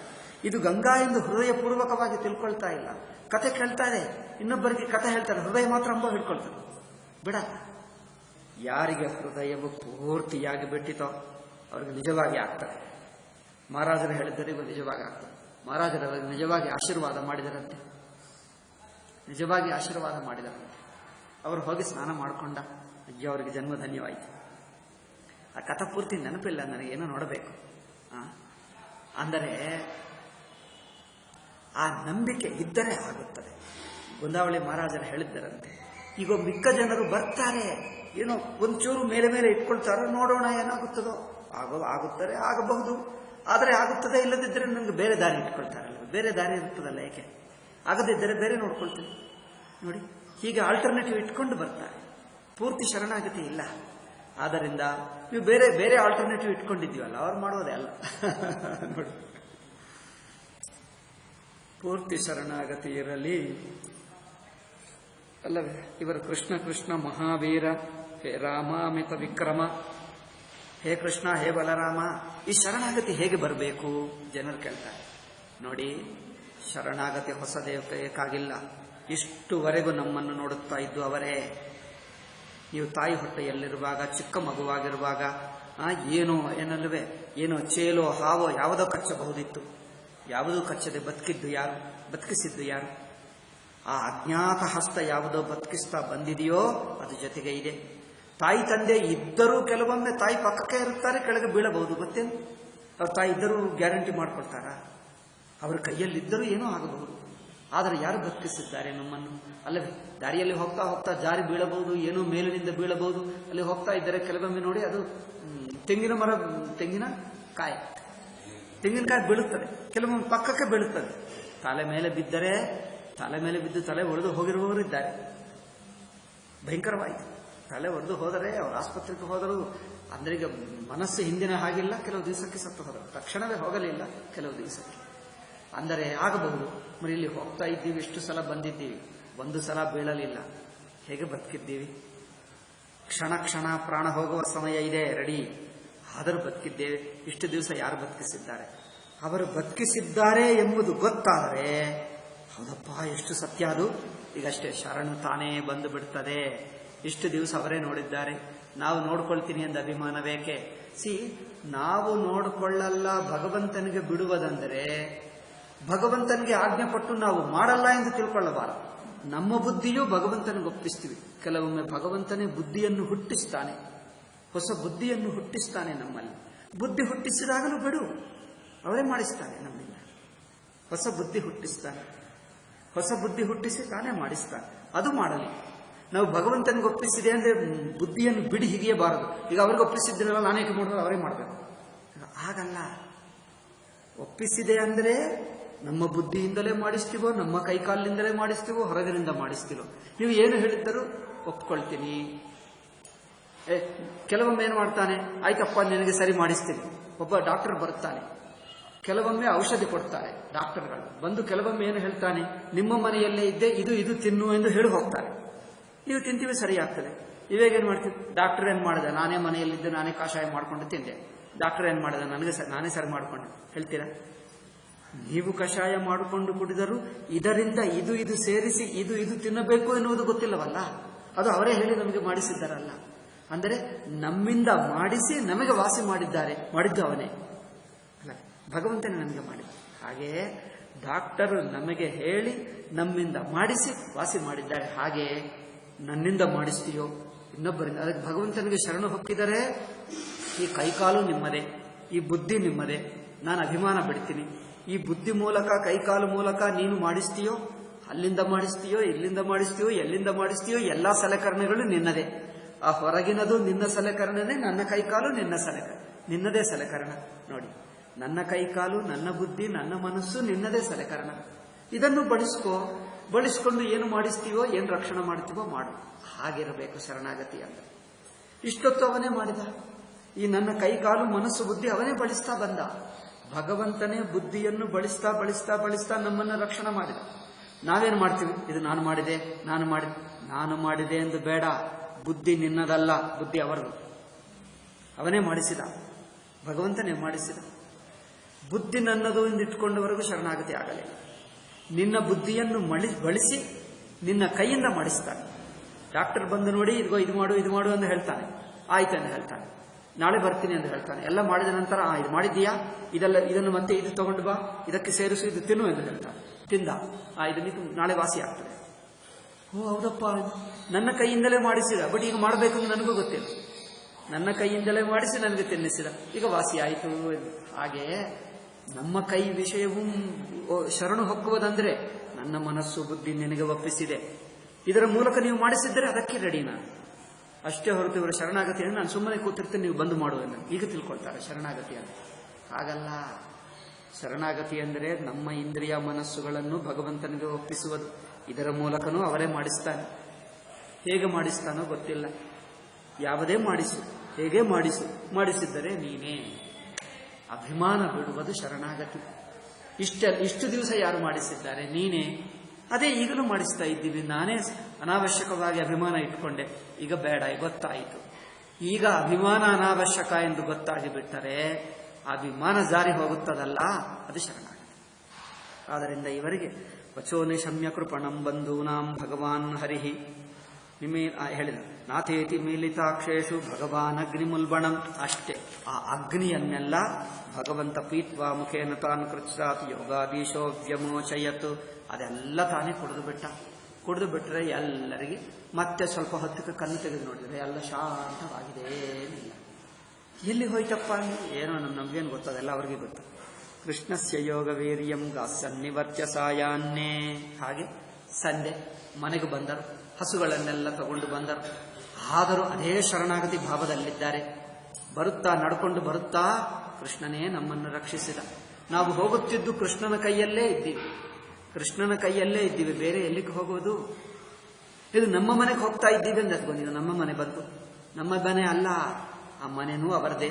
ಅಲ್ಲಿಯೂ ಬೆಂಕಿರಬಹುದು, ಯಾರಿಗೂ ಗೊತ್ತು. ಮನೆ ಅಂದ್ರೆ ನಮ್ಮದು ಸೇಫಾ, ಸುರಕ್ಷಿತವಾಗಿರುತ್ತದಾ? ಅಲ್ಲಿಯೂ ಇರುತ್ತೆ. ಅದರಿಂದ ನಿಮಗೆ ಒಪ್ಪಿಸಿದ್ದೀವಿ, ಎಲ್ಲಿಯಾದರೂ ಅವನೇ ನೋಡ್ತಾನೆ. ಹೀಗೆ ಅದೇ ಶರಣಾಗತಿ ಭಾವದಿಂದ ಮನೆಗೆ ಬಂದು ಗೋಪಾಲರು ಬಂದು ತನ್ನ ಮನೆಯಲ್ಲಿರುವ ಹೆಂಗಸರಿಗೆ, ಮಿಕ್ಕ ಜನರಿಗೆ, ಗಂಡಸರಿಗೆ ಎಲ್ಲರಿಗೆ ಹೇಳಿಕೊಂಡರಂತೆ. ಗಾಸನ್ನಿವರ್ತ ಸಾಯಾನ್ಯಕ್ಕೂ ಆ ಮುರಳಿಯನ್ನು ಬಾರಿಸುತ್ತಾ ವೇಣುಂ ವಿರಣವ ಯನ್ಗೋಷ್ಠ ಮಗಾದ್ ಗೋಪೈರಭಿಷ್ಟುತಃ. ಇವನೇನು ಬಾರಿಸ್ತಾ ಇದ್ದಾನೆ. ಇವರು ಕೇಳುತ್ತಾ ಆಹಾ, ಕೃಷ್ಣ ನಮ್ಮನ್ನು ಹೇಗೆ ರಕ್ಷಣೆ ಮಾಡಿದ, ಕೃಷ್ಣನೇ ನಮಗೆ ಸರ್ವಸ್ವ, ಇದು ನೋಡುವ ಎಂದು ಕೃಷ್ಣನ ಮಹಿಮೆಗಳನ್ನೇ ಸ್ಮರಿಸಿಕೊಳ್ತಾ ಮನೆಗೆ ಬಂದರು. ಗೋಪೀನಾಂ ಪರಮಾನಂದ ಆಸೀತ್ ಗೋವಿಂದ ದರ್ಶನೇ. ಗೋಪಿಗಳಿಗೆಲ್ಲರಿಗೆ ಕೃಷ್ಣನ್ ನೋಡಿದ್ದರೆ ಪರಮಾನಂದವಾಯಿತಂತೆ. ಕ್ಷಣಂ ಯುಗ ಶತಮಿವ, ಅವರಿಗೆ ಒಂದೊಂದು ಕ್ಷಣವೂ ಯುಗವಂತೆ ಆಯಿತಂತೆ.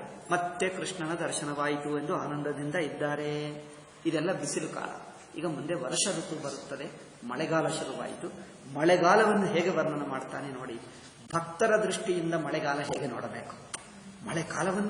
ಮಳೆ ಸುರ್ತಾ ಇದ್ದರೆ ಅದರಲ್ಲಿ ಭಕ್ತಿ ನೋಡಬೇಕು, ಭಗವಂತನ ಅನುಗ್ರಹ.